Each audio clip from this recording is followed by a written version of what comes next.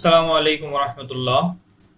৪৯তম special BCS শিক্ষার বিষয়ভিত্তিক applied কেমিস্ট্রির আজকে নবম ক্লাসে আমি মোহাম্মদ রায়হান আপনাদের সাথে আছি।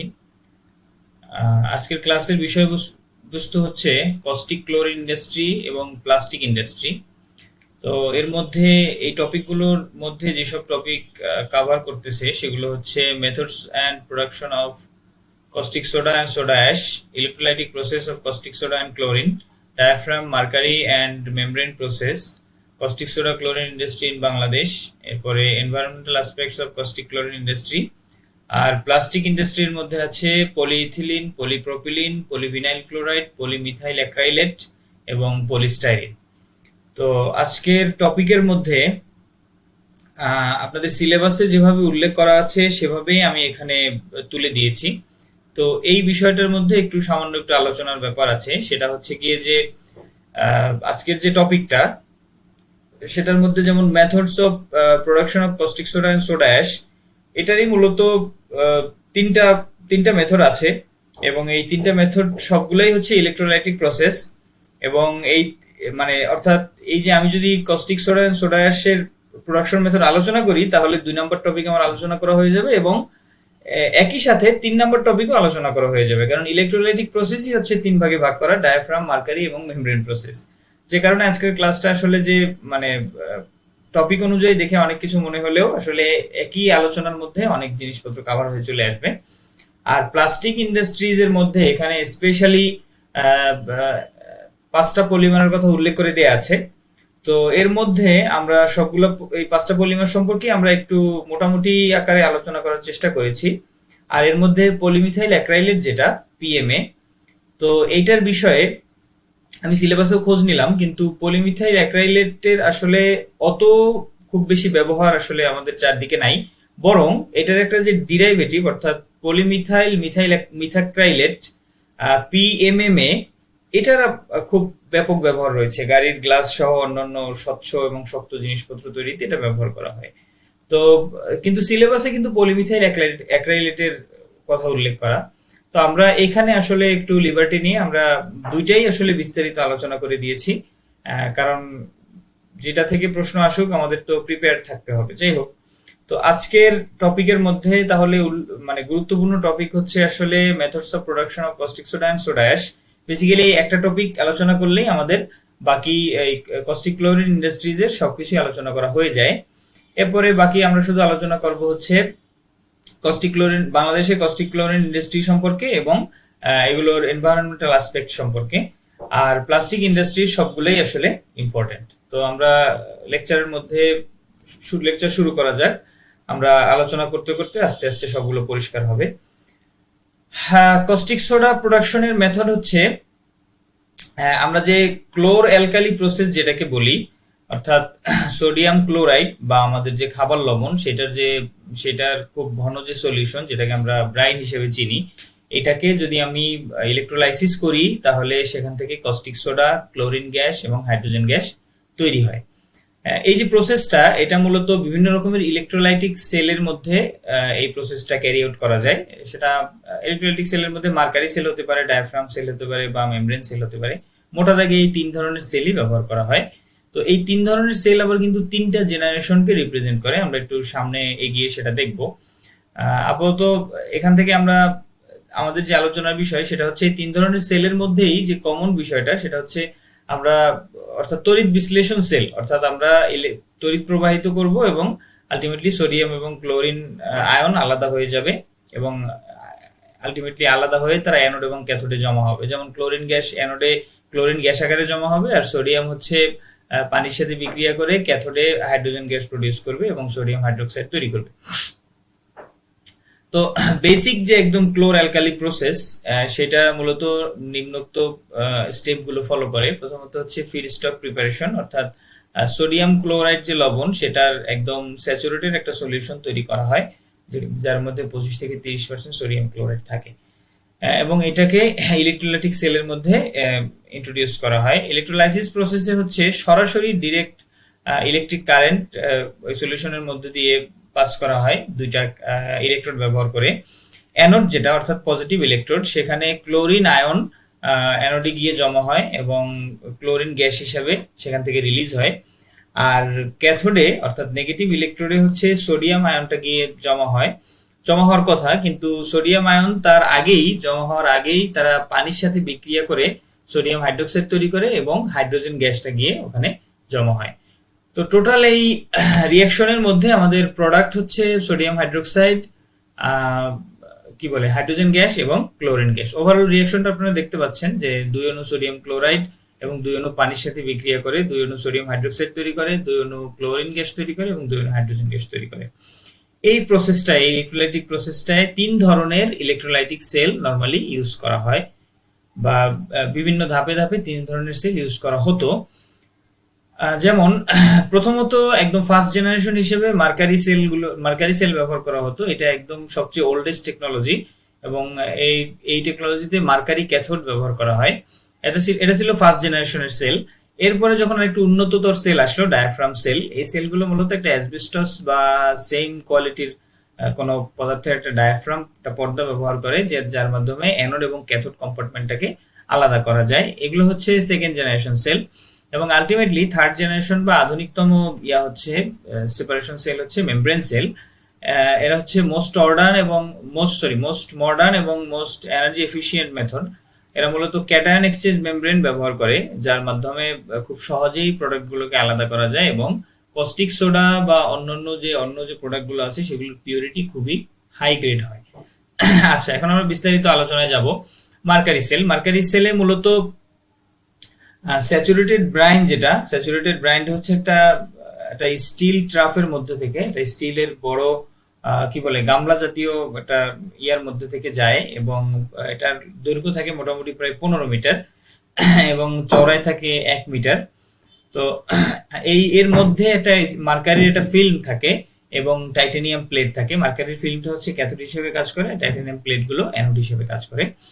সরাসরি কারেন্ট এই অ্যানোড এবং ক্যাথোডের মধ্যে কানেক্টেড থাকে। তো অ্যানোডে যখন ক্লোরিন মুক্ত হয় তখন সেটা ওখানেই ওই ব্রাইনের উপরেই জমা হয়, অর্থাৎ যে আমাদের যে স্টিল ট্রাফের মধ্যে যে বিক্রিয়াটা হচ্ছে সেখানেই এই অ্যানোডের ঠিক উপরে মেঘ আকারে ক্লোরিন গ্যাস জমা হয় এবং এটা মূলত খুবই গরম অবস্থায় থাকে, তখন সামান্য একটু ওয়েট অবস্থায় থাকে এবং এটা খুবই একটা করোসিভ গ্যাস, ক্লোরিন গ্যাস আপনারা জানেন। আর সোডিয়াম আয়নগুলো হচ্ছে সরাসরি মার্কারি ক্যাথোডের আপনার সারফেসের উপরে গিয়ে রিলিজ হয় এবং এরা এক ধরনের অ্যামালগাম, লো কনসেন্ট্রেশনের এক ধরনের অ্যামালগাম তৈরি করে মার্কারির সাথে, যেটা মূলত পরবর্তীতে সেল থেকে স্ট্রিম আউট করা হয়, সরিয়ে নেওয়া হয় এবং পানি এবং ক্লোরিন দিয়ে করা হয়। যাই হোক, তো মার্কারি সেলের আসলে এভাবে 2টা প্রোডাক্ট থাকে, একটা হচ্ছে হট ওয়েট ক্লোরিন আর 2 নম্বরে হচ্ছে সোডিয়াম অ্যামালগাম, অর্থাৎ সোডিয়াম এবং মার্কারির একটা মিক্সচার বা একটা মিশ্রিত একটা পদার্থ আর কি। তো এই ডিকম্পোজার যেটা বা সোডা সেল যেটা, এটা হচ্ছে একটা সিলিন্ড্রিক্যাল স্টিল ট্রাফ, একটা মানে সিলিন্ডার আকৃতির একটা স্টিলের পাত্র। এটার সাথে হচ্ছে এটার মধ্যে প্রচুর পরিমাণে গ্রাফাইটের বল দেয়া থাকে বা গ্রাফাইট ইলেকট্রোড দেয়া থাকে। সোডিয়াম অ্যামালগামটা যখন এটার মধ্যে ওই কি বলে মানে পানির সাথে যখন পানির মাধ্যমে পাস করে যখন এটার মধ্যে নেওয়া হয়, ডিকম্পোজারের মধ্যে নেওয়া হয়, তখন এটা বিক্রিয়া করে সোডিয়াম হাইড্রোক্সাইড তৈরি করে এবং 50% অ্যাকুয়াস সলিউশন তৈরি করে সোডিয়াম হাইড্রোক্সাইডের সাথে হাইড্রোজেন গ্যাস তৈরি করে এবং যে মার্কারিটা যেটা আছে সোডিয়ামের সাথে এতক্ষণ অ্যামালগাম আকারে ছিল, সেই মার্কারিটাকে সে রিলিজ করে দেয়। এই মার্কারিটাকে আবার আমরা ঘুরিয়ে নিয়ে ইলেকট্রোলাইটিক সেলের মধ্যে নিয়ে আমরা ব্যবহার করতে পারি। এখানে গ্রাফাইট মূলত আসলে একটা সারফেস প্রোভাইডার হিসেবে কাজ করে, বিক্রিয়াটা ঘটার জন্য সে সারফেস প্রোভাইড করে। এখানে 2 রকমের রিয়াকশন হয়। ব্রাইন সেল যেটা, সেটার মধ্যে রিয়াকশনটা আমরা দেখতে পাচ্ছি যে এখানে ক্লোরিন হচ্ছে 2টা ক্লোরিন পরমাণু একত্রে যুক্ত হয়ে ক্লোরিন তৈরি করে, সাথে ইলেকট্রন এবং একটা সোডিয়াম। তো এই সোডিয়াম আবার মার্কারির সাথে যুক্ত হয়ে সোডিয়াম অ্যামালগাম তৈরি করে। আর সোডা সেলে হচ্ছে সোডিয়াম অ্যামালগাম পানির সাথে বিক্রিয়া করে সোডিয়াম হাইড্রোক্সাইড, পানি এবং মার্কারি আলাদাভাবে তৈরি করে। এই মেথডের মাধ্যমে মোটামুটি 71% বিশুদ্ধ সোডিয়াম হাইড্রোক্সাইড আমরা সরাসরি পেতে পারি। এখানে আপনাদের মার্কারি সেলের একটা কি বলে লেভেল ছবি দেয়া আছে, আপনারা একটু সময় নিয়ে এটাকে খেয়াল করে দেখবেন যে কোন জায়গায় কোন জিনিসটা আছে। যেমন এই যে উপরের দিকে হচ্ছে স্যাচুরেটেড ব্রাইন আছে এই স্যাচুরেটেড ব্রাইনটাকে ব্রাইনের উপরে ক্লোরিন গ্যাস তৈরি হয়, এই যে হালকা সবুজ আকারের ক্লোরিন গ্যাস তৈরি হচ্ছে, এবং নিচে যে একটা ইয়ার মতো আছে যাওয়ার একটা পাত্র, এখান থেকে হচ্ছে সোডিয়াম অ্যামালগামটা নিচের আর একটা ট্যাঙ্কের মধ্যে যাচ্ছে। সেই ট্যাঙ্কের মধ্যে হচ্ছে আমাদের গ্রাফাইটের বল থাকে। এই গ্রাফাইট বলের সাথে বিক্রিয়ায় 50% অ্যাকুয়াস কস্টিক সোডা তৈরি হয়, এবং সেই কস্টিক সোডাটা এই নল থেকে আলাদা করে দেওয়া হয়, আর উপরে হাইড্রোজেন গ্যাস জমা হয়, যেটা এই নল থেকে বের করে নেওয়া যায়। আর একদম নিচে যে পিওর বিশুদ্ধ পানি পাওয়া যায়, এবং বিশুদ্ধ পানির মাধ্যমে আবার অ্যামালগামটা, অর্থাৎ পরিষ্কার যে আমাদের মার্কারি যেটা আলাদা হলো সোডিয়াম থেকে, সেই মার্কারিটা আবার এই পাম্পের মাধ্যমে টেনে নিয়ে আবার আমাদের শুরুর বিক্রিয়া প্রসেসে ইন্ট্রোডিউস করা হয়। আর এখানে আমরা অ্যানোড এবং ক্যাথোড দুইটা তড়িৎদ্বার দেখতে পাচ্ছি মাঝখানে। যাই হোক, আপনারা একটু সময় নিয়ে খেয়াল করে ছবিটা দেখবেন, তাহলে আশা করেন কিছু পরিষ্কার হয়ে যাবে। এবার আমরা আসি ডায়াফ্রাম সেল। ডায়াফ্রাম সেল হচ্ছে মূলত অ্যাসবেস্টস বা এর ধরনের কিছু অল্টারনেট সাবস্টিটিউট, অ্যাসবেস্টসের অল্টারনেট সাবস্টিটিউট ব্যবহার করে, এবং সোডিয়াম হাইড্রোক্সাইডের যে কো প্রোডাক্ট আছে বা কস্টিক সোডার কো প্রোডাক্ট আছে যেগুলো, যেমন ক্লোরিন এবং হাইড্রোজেন এবং সোডিয়াম হাইড্রোক্সাইড নিজে, এদেরকে আলাদা করে। তো প্রোডাকশনটা হচ্ছে, এই প্রোডাকশনের ফলে মোটামুটি 50% বিশুদ্ধ সোডিয়াম হাইড্রোক্সাইডের দ্রবণ পাওয়া যায়। এটা সরাসরি ইলেকট্রোলাইটিক সেলের বাইরে উৎপন্ন হয়। ডায়াফ্রাম সেল মূলত খুবই একটা দুর্বল সেল লিকার উৎপন্ন করে, যেটার মধ্যে 12 থেকে 14% ওয়েট পার্সেন্টেজে সোডিয়াম হাইড্রোক্সাইড থাকে, এবং সোডিয়াম ক্লোরাইডের একটা কনস্ট্যান্ট ভলিউম থাকে। তো এই সেল লিকারটা হচ্ছে পর্যায়ক্রমে এটাকে ইভাপোরেট করা হয়, এবং কি বলে 3 বা 4 ধাপ বিশিষ্ট একটা ইভাপোরেশন মেথডের মধ্যে, এবং এই ধাপে ধাপে ইভাপোরেশনের ফলে ফাইনাল একটা নমিনাল কনসেন্ট্রেশন পাওয়া যায় সোডিয়াম হাইড্রোক্সাইডের অলমোস্ট 50%। তো অতিরিক্ত যে লবণটা থাকে, সেই লবণটা অলরেডি এই ইভাপোরেশন প্রসেসের মধ্যে প্রেসিপিটেটেড হয়ে যায়, এবং ইভাপোরেশন মেথডের মধ্যে ফিল্টার্ড হয়ে আবার রিউজ বা রিসাইকেলড হয়ে গিয়ে জমা হয়। তো এই মেথডে সবচেয়ে একদম লোয়েস্ট কোয়ালিটির ইলেকট্রোকেমিক্যাল সোডিয়াম হাইড্রোক্সাইড সলিউশন তৈরি হয়, যেটাকে পরবর্তীতে অবশ্যই পিউরিফাই করতে হবে। তো quality consideration with respect to the diaphragm cell produced sodium caustic chlorine include comparatively high salt, chlorate, carbonate and sulfate। অর্থাৎ আমরা এখানে যে কস্টিক সলিউশনটা পাই, সোডিয়াম হাইড্রোক্সাইডের সলিউশন, এর মধ্যে খুবই অন্যান্য প্রসেসগুলোর তুলনায় খুবই হাই কনসেন্ট্রেশনের সল্ট, ক্লোরেট, কার্বনেট, সালফেট ইত্যাদি এসব পাওয়া যায়। সল্ট যেটা অর্থাৎ সোডিয়াম ক্লোরাইড, এটা মোটামুটি 1% থাকে, এবং এটার ম্যাক্সিমাম রেঞ্জ হয় 1.1 থেকে 1.3 ওয়েট পার্সেন্টেজ। এই হচ্ছে মোটামুটি প্রসেস আর কি। তো মেমব্রেন প্রসেসের আমরা একটা ডায়াগ্রাম দেখি। ডায়াগ্রামটায় আপনারা দেখতে পাচ্ছেন ঠিক মাঝখানে একটা, ডায়াফ্রাম প্রসেসের ডায়াগ্রামটায় মাঝখানে আমাদের একটা ডায়াফ্রাম আছে, যেটার মধ্যে দিয়ে ব্রাইন পাস করে। আমাদের বাম পাশে আমরা দেখতে পাচ্ছি স্যাচুরেটেড ব্রাইন এখান থেকে এন্টার করতেছে, ভিতরে ঢুকতেছে, আর এখানে আমাদের অ্যানোডের মধ্যে ক্লোরিন গ্যাস তৈরি হচ্ছে, যে ক্লোরিন গ্যাসটা আবার অ্যানোডের সেলের উপরের পাইপটা থেকে, এখানে নল থেকে কালেক্ট করা হচ্ছে। আর আমাদের ক্যাথোডের সাথে তৈরি হচ্ছে হাইড্রোজেন গ্যাস, যেটা সরাসরি ক্যাথোডের উপর থেকে নল আকারে বাইরে নিয়ে যাওয়া হচ্ছে, এবং সোডিয়াম হাইড্রোক্সাইডের যে সলিউশনটা এই কম্পার্টমেন্টে তৈরি হচ্ছে, সেটাকে আমরা সাইডের একটা নল থেকে আলাদা করে নিয়ে যাচ্ছি। তো এখানে যেহেতু এই প্রসেসের সাথে সরাসরি সোডিয়াম হাইড্রোক্সাইডের বিশোধন প্রক্রিয়া যুক্ত নাই, যে কারণে এখানে উৎপন্ন সোডিয়াম হাইড্রোক্সাইড সলিউশনটা খুবই ডাইলুট হয়ে থাকে, এবং এটার মধ্যে পানি এবং সোডিয়াম ক্লোরাইডের কিছুটা মিক্সচার মিশ্রিত অবস্থায় থাকে। তো ডায়াফ্রাম সেল যে কস্টিক সোডাটা উৎপন্ন করে, এটাকে আসলে diaphragm cell grade caustic soda হিসেবে উল্লেখ করা হয়। এটা মোটামুটি এটা আসলে কমার্শিয়াল গ্রেড বা টেকনিক্যাল গ্রেড নামেও পরিচিত। অনেক সময় টেকনিক্যাল ডায়াফ্রাম বা সিমিলার নামে এটাকে পরিচয় করিয়ে দেওয়া হয়। তো আসলে একটা আরো উচ্চতর গ্রেডের কস্টিক সোডা উৎপন্ন করার জন্য, বা আরো মানে ভিন্ন একটা এডিশনাল গ্রেড কস্টিক সোডা তৈরি করা হয়, ডায়াফ্রাম সেল থেকেও পাওয়া যায়। সেটাকে আমরা বলতে পারি সাবলিমেট গ্রেড নামে নামকরণ করা হয়।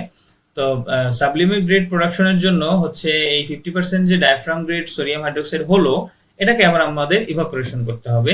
এবং ইভাপোরেশন করার পরে যে এর মধ্যে যে লবণটা থাকে 1.3 থেকে 1.5%, এই লবণটাকে আমাদের কাটব্যাক করে আলাদা করে আবার পুনরায় প্রসেসের মধ্যে ফেরত পাঠাতে হয়।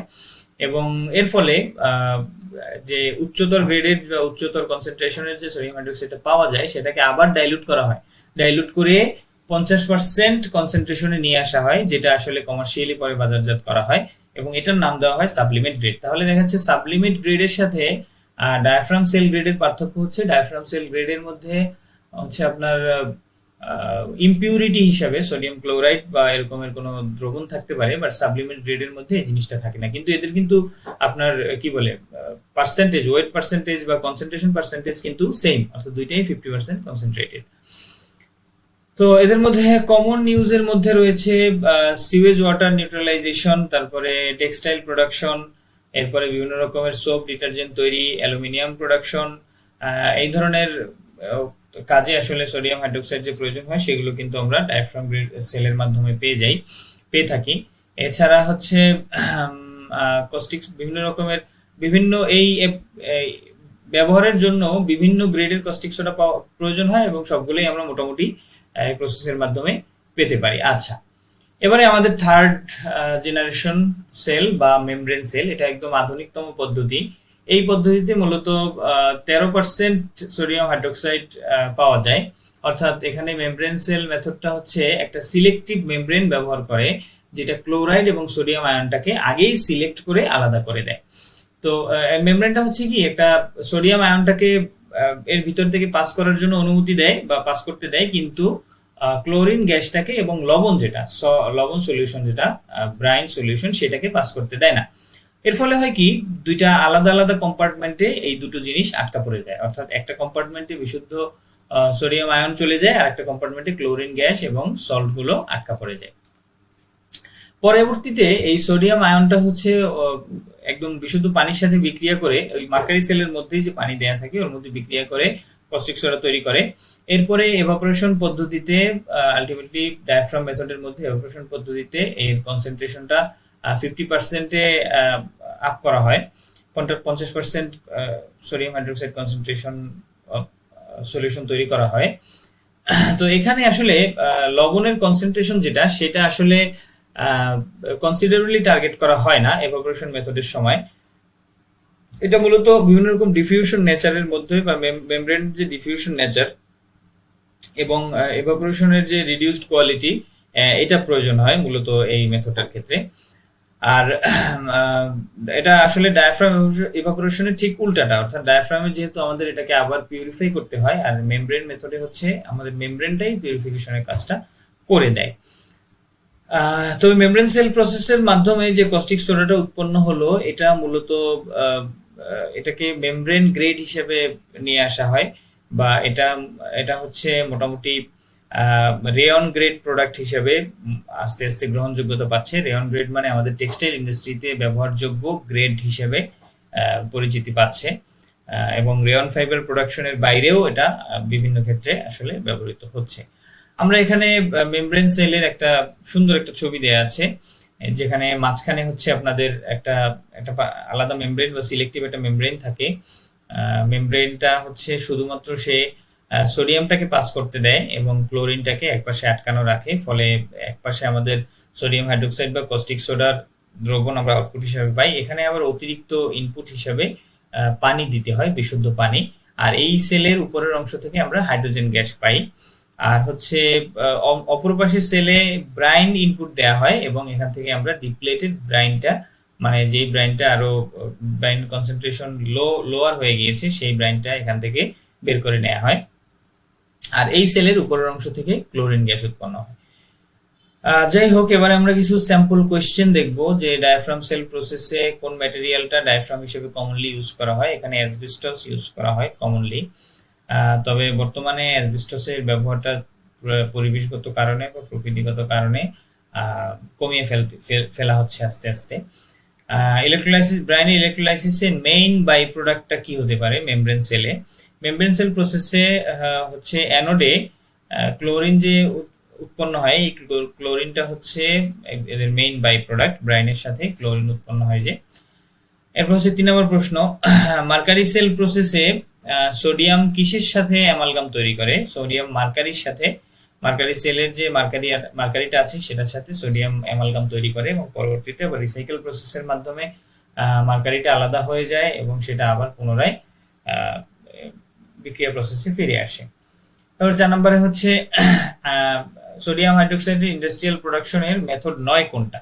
এখানে membrane cell, diaphragm cell, mercury cell এই তিনটেই কিন্তু সোডিয়াম হাইড্রোক্সাইড প্রোডাকশনের ইন্ডাস্ট্রিয়াল মেথড, শুধুমাত্র সলভে প্রসেস এই মেথড নয়। সলভে প্রসেসে হচ্ছে সোডা অ্যাশ তৈরি করা হয় বা সোডিয়াম কার্বনেট তৈরি করা হয়। যাই হোক, এরপরে নিচের কোন প্রসেসটা সবচেয়ে আপডেটেড এবং এনভায়রনমেন্টালি ফ্রেন্ডলি পদ্ধতি? অবশ্যই 3 নম্বর প্রসেস যেটা, অর্থাৎ এখানে সি যেটা মেমব্রেন সেল প্রসেস, এটা হচ্ছে সবচেয়ে আপডেটেড এবং আধুনিকতম প্রসেস, কারণ এটা মূলত মার্কারি কন্টামিনেশনটা অ্যাভয়েড করে যায় এবং খুবই হাই কোয়ালিটির সোডিয়াম হাইড্রোক্সাইড তৈরি করে, যে কারণে এটা হচ্ছে আপডেটেড পদ্ধতি। এবারে নিচের কোনটা ইলেকট্রোলাইসিস সোডিয়াম হাইড্রোক্সাইড প্রসেসে সবচেয়ে মেজর কনসার্ন কোনটা? মেজর কনসার্ন হচ্ছে হাই ইলেকট্রিক্যাল এনার্জি কনজাম্পশন, অর্থাৎ এই প্রসেসে প্রচুর পরিমাণ significant amount of electrical energy দরকার হয়, যেটা আসলে প্রোডাক্ট কস্ট বা প্রোডাকশন কস্ট এই সবকিছুর উপরে খুব ভালো একটা ইম্প্যাক্ট ফেলে। যাই হোক, এরপরে হচ্ছে which ion selectively passes through membrane in the membrane cell process? Sodium আয়নটা সিলেক্টিভলি আয়ন এক্সচেঞ্জ টাইপের মেমব্রেনের মধ্যে থেকে পাস করতে পারে। এরপরে কোন ফ্যাক্টরটা মেমব্রেন স্টেবিলিটি বা মেমব্রেন সেল টেকনোলজির জন্য খুবই ক্রুশিয়াল? এটা হচ্ছে pH gradient across the membrane, অর্থাৎ মেমব্রেনটাকে অবশ্যই তার আয়নের যে সিলেক্টিভিটি এটাকে কন্টিনিউ বা এটাকে অ্যাক্টিভ রাখতে হলে এটাকে অবশ্যই বিভিন্ন রকমের পিএইচ কন্ডিশন মেনটেন করতে হবে অ্যানোড এবং ক্যাথোডের মধ্যে, এর ফলে সে সিলেক্টিভলি আয়নগুলোকে পাস করতে দিতে পারবে। আচ্ছা, which method of caustic soda production is being phased out due to environmental concern? এটা হচ্ছে মার্কারি সেল প্রসেস, এখানে যে মার্কারিটা উৎপন্ন এটা পরিবেশের জন্য ক্ষতিকর, এই জন্য এটাকে ফেজ আউট করা হয়েছে, অর্থাৎ এই প্রসেসটা আস্তে আস্তে বাদ দেওয়া হয়েছে। আচ্ছা, এবারে methods of production of soda ash. Soda ash অর্থাৎ সোডিয়াম কার্বনেট, যেটা Na2CO3 হিসেবে আমরা চিনি, এটা ইন্ডাস্ট্রিয়ালি মূলত দুইটা পদ্ধতিতে প্রস্তুত করা হয়। একটা হচ্ছে ন্যাচারাল সোডা অ্যাশ প্রোডাকশন আর একটা হচ্ছে সিনথেটিক সোডা অ্যাশ প্রোডাকশন। তো ন্যাচারাল যে প্রসেসটা, এখানে হচ্ছে আপনার মাইনিং এর মাধ্যমে, অর্থাৎ ট্রোনা ওর বলে একটা স্পেশালি একটা মিনারেল যেটা মূলত সোডিয়াম কার্বনেট বা সোডিয়াম বাইকার্বনেট কনসিস্টেন্ট থাকে, এটার মধ্যে কনস্টিটিউয়েন্ট থাকে। তো এইটাকে খনি থেকে সরাসরি তুলে এবং এটাকে মোটামুটি রিফাইন করে ব্যবহার করা হয়, এটা হচ্ছে ন্যাচারাল প্রোডাকশন। তবে এটার পরিমাণ খুবই কম, এটার পরিমাণ খুবই কম এবং বর্তমানে যে এক্সটেন্সিভলি যেভাবে ব্যবহার করা হয় তাতে আসলে এটা দিয়ে চাহিদার ধারে কাছেও যায় না, যে কারণে সিনথেটিক সোডা অ্যাশ প্রোডাকশনের দিকে আমাদের যেতে হয়। এটা হচ্ছে মূলত সলভে প্রসেস, যেটা লবণ, লাইমস্টোন এবং অ্যামোনিয়া ব্যবহার করে সোডা অ্যাশ তৈরি করে। আমরা একটু সলভে প্রসেসের কেমিস্ট্রিটা দেখি।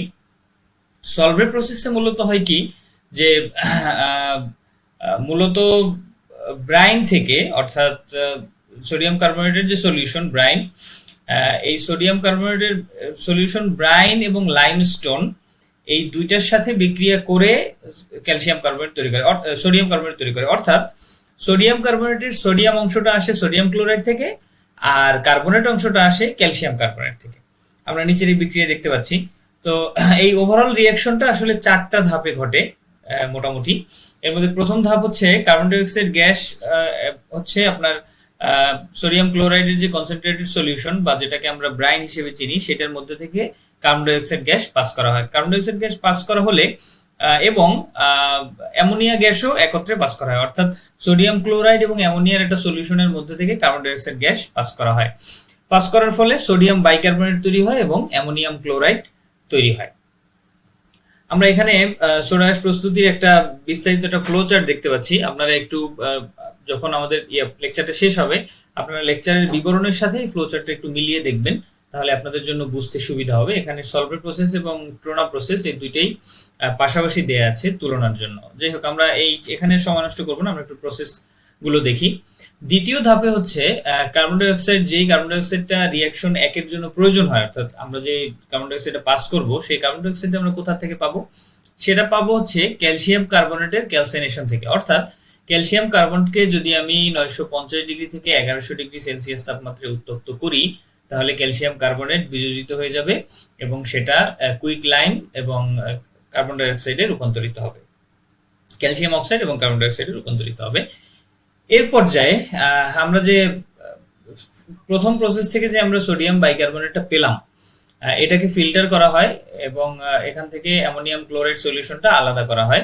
এরপরে হচ্ছে সোডিয়াম বাইকার্বনেটের এই সলিউশনটাকে ক্যালসিয়াম অক্সাইড, ওই যে আমরা যেই ক্যালসিয়াম কার্বনেট থেকে কার্বন ডাই অক্সাইড তৈরি করেছিলাম সেখানে যে ক্যালসিয়াম অক্সাইড তৈরি হয়েছিল কুইক লাইম, সেই লাইমের সাথে অ্যামোনিয়াম ক্লোরাইড সলিউশনটাকে বিক্রিয়া করানো হয়। যে অ্যামোনিয়াম ক্লোরাইড সলিউশনটা আলাদা করলাম সেটাকে বিক্রিয়া করানো হয়। বিক্রিয়া করানোর ফলে এখান থেকে অ্যামোনিয়া উৎপন্ন হয়, ক্যালসিয়াম ক্লোরাইড তৈরি হয় এবং পানি তৈরি হয়। এই উৎপন্ন অ্যামোনিয়াটাকে আবার হচ্ছে আমাদের ওই প্রথম বিক্রিয়ায় আমরা যে অ্যামোনিয়া গ্যাসটা ব্যবহার করেছি সেই গ্যাসের সোর্স হিসেবে এখান থেকে অ্যামোনিয়া ব্যবহার করা হয়। আচ্ছা গেল। আর যে সোডিয়াম বাইকার্বনেটটা প্রথম ধাপের শেষে তৈরি হয়েছিল, সেটাকে হচ্ছে ফাইনাল প্রোডাক্টে কনভার্ট করার জন্য, অর্থাৎ সোডিয়াম কার্বনেটে কনভার্ট করার জন্য 160 থেকে 230 ডিগ্রি সেলসিয়াস তাপমাত্রায় উত্তপ্ত করা হয়, যার ফলে সোডিয়াম কার্বনেট তৈরি হয়, পানি তৈরি হয় এবং কার্বন ডাই অক্সাইড তৈরি হয়। এটা হচ্ছে মোটামুটি কেমিস্ট্রি। এবারে আমরা প্রসেস ডিসক্রিপশনে যাই। প্রথমে হচ্ছে ইনগ্রেডিয়েন্ট প্রিপারেশন। এই প্রসেসের সাথে প্রথমে যে সোডিয়াম ক্লোরাইড, যে খাবার লবণ এবং লাইম এবং অ্যামোনিয়া, এগুলোকে একত্র করে উত্তপ্ত করা হয় যেন ক্যালসিয়াম অক্সাইড এবং কার্বন ডাই অক্সাইড তৈরি হয়। আমরা সলভার প্রসেসের ফ্লো চার্টটা পুরোপুরি দেখতে পাচ্ছি এখানে। ফ্লো চার্টে হচ্ছে এক জায়গা থেকে ব্রাইন অর্থাৎ সোডিয়াম ক্লোরাইড এবং পানি ইন্ট্রোডিউস করা হচ্ছে, আরেক পাশ থেকে অ্যামোনিয়েটেড ব্রাইন তৈরি হচ্ছে, অর্থাৎ এক পাশ থেকে ব্রাইন এবং এক পাশ থেকে অ্যামোনিয়া ইন্ট্রোডিউস করার মাধ্যমে এই ট্যাঙ্কে অ্যামোনিয়েটেড ব্রাইন তৈরি হচ্ছে। অ্যামোনিয়েটেড ব্রাইনটাকে আমি রিঅ্যাকশন চেম্বারে নিয়ে যাচ্ছি, সেই সাথে লাইমস্টোন যেটা ক্যালসিয়াম কার্বনেট, সেটাকে আমি ক্যালসাইন করে উত্তপ্ত করে ক্যালসিয়াম অক্সাইড এবং কার্বন ডাই অক্সাইড তৈরি করছি। ক্যালসিয়াম অক্সাইডটা এখানে নিচে থেকে আলাদা করে নেওয়া হচ্ছে আর কার্বন ডাই অক্সাইডটা এই রিঅ্যাক্টরের মধ্যে ইন্ট্রোডিউস করা হচ্ছে এবং সামগ্রিক বিক্রিয়া অর্থাৎ sodium chloride solution, ammonia, carbon dioxide এবং পানি, এই সবটা মিলে তৈরি করতেছে সোডিয়াম বাইকার্বনেট এবং অ্যামোনিয়াম ক্লোরাইড। এখান থেকে আমি ফিল্টার করে অ্যামোনিয়াম ক্লোরাইডটাকে এক পাশে সরাই নিচ্ছি, সেটার সাথে আবার আমি ক্যালসিয়াম হাইড্রোক্সাইডের সাথে বিক্রিয়া করে আমি অ্যামোনিয়া তৈরি করতেছি। সেই অ্যামোনিয়াটা আবার এখান থেকে রিকভার হয়ে আবার পুনরায় রিঅ্যাকশন সার্কেলে ফেরত আসতেছে। আর বাকি ফিল্ট্রেট যেটা সোডিয়াম বাইকার্বনেট, সেটার সাথে ক্যালসিয়াম হাইড্রোক্সাইডের বিক্রিয়া করে আমরা সেটাকে উত্তপ্ত করে আমরা সোডা অ্যাশ বা সোডিয়াম কার্বনেট পাচ্ছি এবং এখান থেকে আবার যে কার্বন ডাই অক্সাইডটা তৈরি হচ্ছে সেটা আবার আমাদের মূল প্রসেসে ব্যাক করতেছে। সেই সাথে আমরা এখানে লাইম স্ল্যাকার হিসেবে আমরা ওই যে ক্যালসিয়াম অক্সাইডটা তৈরি হয়েছিল সেটা পানির সাথে বিক্রিয়া করে ক্যালসিয়াম অক্সাইড হিসেবে রূপান্তরিত করে আবার এখানে ইন্ট্রোডিউস করতেছি। তো টোটাল বিক্রিয়াটাই দেখা যাচ্ছে, এই বিক্রিয়ায় যত বাই প্রোডাক্ট তৈরি হচ্ছে সবগুলাই কিন্তু আসলে আবার বিক্রিয়ার মধ্যেই ব্যবহার করা হচ্ছে, যেটা এই বিক্রিয়ার একটা খুব গুরুত্বপূর্ণ পয়েন্ট এবং খুব একটা সুবিধাজনক একটা দিক। যাই হোক, তো এরপরে করা হয় কি, ব্রাইনের অ্যামোনিয়েশন করা হয়। অ্যামোনিয়েশনের পরে অর্থাৎ গ্যাসিয়াস অ্যামোনিয়া ব্রাইনের মধ্যে থেকে পাস করা হয়। এরপর অ্যামোনিয়েটেড ব্রাইনটাকে কার্বন ডাই অক্সাইডের সাথে রিঅ্যাকশন করানো হয়, যেটাকে বলা হয় কার্বনেশন, যার ফলে সোডিয়াম বাইকার্বনেটটা প্রেসিপিটেট হয়ে যায়। এটার সলিবিলিটি কম বলে এটা প্রেসিপিটেট হয়ে নিচে জমা হয়। এরপরে হচ্ছে ক্যালসাইনেশন, অর্থাৎ সোডিয়াম বাইকার্বনেটটাকে খুবই একটা উচ্চ তাপমাত্রায় অর্থাৎ 160 থেকে 230 ডিগ্রি তাপমাত্রায় উত্তপ্ত করা হয়, এটাকে বলা হয় ক্যালসাইনেশন। এই প্রসেসে সোডিয়াম বাইকার্বনেট ডিকম্পোজ হয়ে সোডা অ্যাশ এবং কার্বন ডাই অক্সাইড তৈরি করে। এবার হচ্ছে এখানে দুইটা রিসাইক্লিং প্রসেস আছে, অ্যামোনিয়া রিসাইক্লিং আর হচ্ছে কার্বন ডাই অক্সাইড রিসাইক্লিং। এখানে আমাদের সোডিয়াম বাইকার্বনেটের ক্যালসাইনেশনের পরে যে কার্বন ডাই অক্সাইডটা তৈরি হলো সেটাকে আবার রিসাইকেল করে কার্বনেশন স্টেপে নিয়ে যাওয়া হয়। আর অ্যামোনিয়া রিসাইক্লিং প্রসেসটাই হচ্ছে আমাদের যে অ্যামোনিয়াম ক্লোরাইডটা তৈরি হয়েছিল সেইটাকে ক্যালসিয়াম অক্সাইডের সাথে বিক্রিয়া করে আবার অ্যামোনিয়ায় রূপান্তর করা হয় এবং সেই অ্যামোনিয়াটাকে আবার পুনরায় রিসাইকেল করা হয়। এই ছিল মোটামুটি প্রসেস। তো এখানে প্রসেস ডায়াগ্রামটা দেখতে পাচ্ছেন, আপনারা একটু সময় নিয়ে বিবরণের সাথে মিলিয়ে দেখবেন। আর এখানে হচ্ছে বিস্তারিত ডায়াগ্রাম, অর্থাৎ ওভারঅল সবগুলো সেলের নাম সহ, ডায়াফ্রাম সেল সহ এবং কোনটায় কত পার্সেন্ট কি থাকে এই সবটা সহ বিস্তারিত প্রসেস ডায়াগ্রামটা হচ্ছে এটা একটু খেয়াল করে দেখবেন। এরপরে আপনাদের এখানে কিছু স্যাম্পল কোয়েশ্চেন দেওয়া আছে, কোয়েশ্চেনগুলো আপনারা নিজেরা পড়লেই বুঝবেন, আমি এই জন্য ব্যাখ্যার দিকে গেলাম না, আমি পরবর্তী ধাপে চলে যাই। আমাদের পরবর্তী টপিক ছিল caustic chlorine industry in Bangladesh, অর্থাৎ বাংলাদেশে কস্টিক ক্লোরিন ইন্ডাস্ট্রির অবস্থা কি। বাংলাদেশে আমরা যে কস্টিক সোডা, যেটাকে আমরা সোডিয়াম হাইড্রোক্সাইড হিসেবে জানি, এটা মূলত একটা ভার্সিটাল কেমিক্যাল, মানে এটাকে বিভিন্ন কেমিক্যাল ইন্ডাস্ট্রিতে বিভিন্ন রূপে ব্যবহার করা যায়। ওয়াটার ট্রিটমেন্ট বলেন, সোপ ম্যানুফ্যাকচারিং বলেন, অ্যালুমিনিয়াম প্রোডাকশন বলেন, বিভিন্ন ধাপে বিভিন্ন ইন্ডাস্ট্রিতে এটাকে ব্যবহার করা হয়। এবং এই সোডিয়াম হাইড্রোক্সাইড বেসড ইন্ডাস্ট্রি যেহেতু ধীরে ধীরে এক্সপান্ড করতেছে, যে কারণে কস্টিক সোডার প্রচুর একটা নিড আছে বাংলাদেশে। তো যে কারণে আমরা বাংলাদেশের কস্টিক মার্কেটটাকে আপাতত একটা বলতে পারি যে এটা একটা steady demand driven market by diverse application across industries. অর্থাৎ এটা হচ্ছে মানে ডিমান্ড বেসের উপর, অর্থাৎ যেই ইন্ডাস্ট্রিতে যেই পরিমাণ ডিমান্ড আছে, এই বিভিন্ন ইন্ডাস্ট্রিতে এর যে ডিমান্ড, এই ডিমান্ডের উপরে, ডিমান্ড এবং সাপ্লাইয়ের উপরে ভিত্তি করে বাংলাদেশের কস্টিক মার্কেট ঠিক আছে। আমাদের বিভিন্ন ইন্ডাস্ট্রিজ যেমন পাল্প, পেপার, টেক্সটাইল ইন্ডাস্ট্রি, বিভিন্ন কেমিক্যাল এবং বিভিন্ন ম্যানুফ্যাকচারাররা মূলত প্রোডাকশন এনহ্যান্সিং এর জন্য এবং ক্যাপাসিটি বাড়ানোর জন্য এবং সাপ্লাই চেইন এফিসিয়েন্সির জন্য হচ্ছে কস্টিক সোডার উপর ডিপেন্ডেন্ট হচ্ছে, এবং এই মার্কেটটা আস্তে আস্তে বাড়তেছে। তো মার্কেটের ড্রাইভার হচ্ছে, মানে কস্টিক সোডা মার্কেটের মূল চালক হচ্ছে যে বেশ কয়েকটা ফ্যাক্টর আছে। এর মধ্যে প্রথমটা হচ্ছে যে ইন্ডাস্ট্রিয়াল বেস, পার্টিকুলারলি হচ্ছে পাল্প, পেপার, টেক্সটাইল এবং কেমিক্যাল ম্যানুফ্যাকচারিং। এই ইন্ডাস্ট্রিগুলার ডিমান্ডের উপরে বেস করে কস্টিক মার্কেটটা মূলত চলমান আছে। এরপরে হচ্ছে এডিশনালি যে ইনক্রিজিং যে ডিমান্ড কস্টিক সোডা, সেটা হচ্ছে আমাদের ওয়াটার ট্রিটমেন্ট। আপনারা জানেন যে আমাদের দেশ জুড়ে প্রচুর সরকারি ব্যবস্থাপনায় প্রচুর ওয়াটার ট্রিটমেন্ট প্ল্যান বসানো হচ্ছে, সেগুলোতে অন্যতম গুরুত্বপূর্ণ কেমিক্যাল হচ্ছে কস্টিক সোডা। এটা মূলত পিএইচ কন্ট্রোল করার জন্য এবং বিভিন্ন রকমের ইমপিউরিটি রিমুভ করার জন্য ব্যবহার করা হয়। তাছাড়া হচ্ছে বিভিন্ন রকমের ইনফ্রাস্ট্রাকচার ডেভেলপমেন্ট প্রজেক্ট এবং আরবানাইজেশনের বিভিন্ন রকম ধাপে আমাদের কস্টিক সোডার কনস্ট্রাকশন ম্যাটেরিয়াল হিসেবে কস্টিক সোডার প্রচুর ডিমান্ড রয়েছে, যেমন সিমেন্ট শিল্পে, সিরামিক শিল্পে এবং অন্যান্য বিভিন্ন শিল্পে, যেটা আসলে কস্টিক সোডার যে মার্কেট গ্রোথ সেটাতে ভূমিকা রাখতেছে। তো বাংলাদেশের কস্টিক মার্কেটটা মোটামুটি 12.39% গ্রোথ রেট এটা এক্সপিরিয়েন্স মানে করা হচ্ছে, প্রজেক্ট করা হচ্ছে 2027 সালের মধ্যে এর গ্রোথ রেট হবে অলমোস্ট 12.4%। এবং নিচে আমরা একটা ছক দিয়েছি যেখানে আসলে অন্যান্য যে কস্টিক সোডা উৎপাদনকারী প্রতিষ্ঠান, বড় বড় যে দেশ, তাদের মধ্যে মানে বাংলাদেশ বনাম বিশ্বের 5টা মেজর ইকোনমিক কান্ট্রির মধ্যে মানে কস্টিক সোডার যে চাহিদা সেটার একটা তুলনা। দেখা যাচ্ছে চায়নার কস্টিক সোডার উৎপাদনের চাহিদা কিন্তু স্টেবল, মানে এদের মার্কেট গ্রোথ রেট হচ্ছে 1.27%, অর্থাৎ এদের মার্কেটে ততটা গ্রোথ নাই। কিন্তু ইন্ডিয়ান কস্টিক সোডা মার্কেটে কিন্তু ব্যাপক একটা আমরা গ্রোথ দেখতে পাচ্ছি, 11.64%।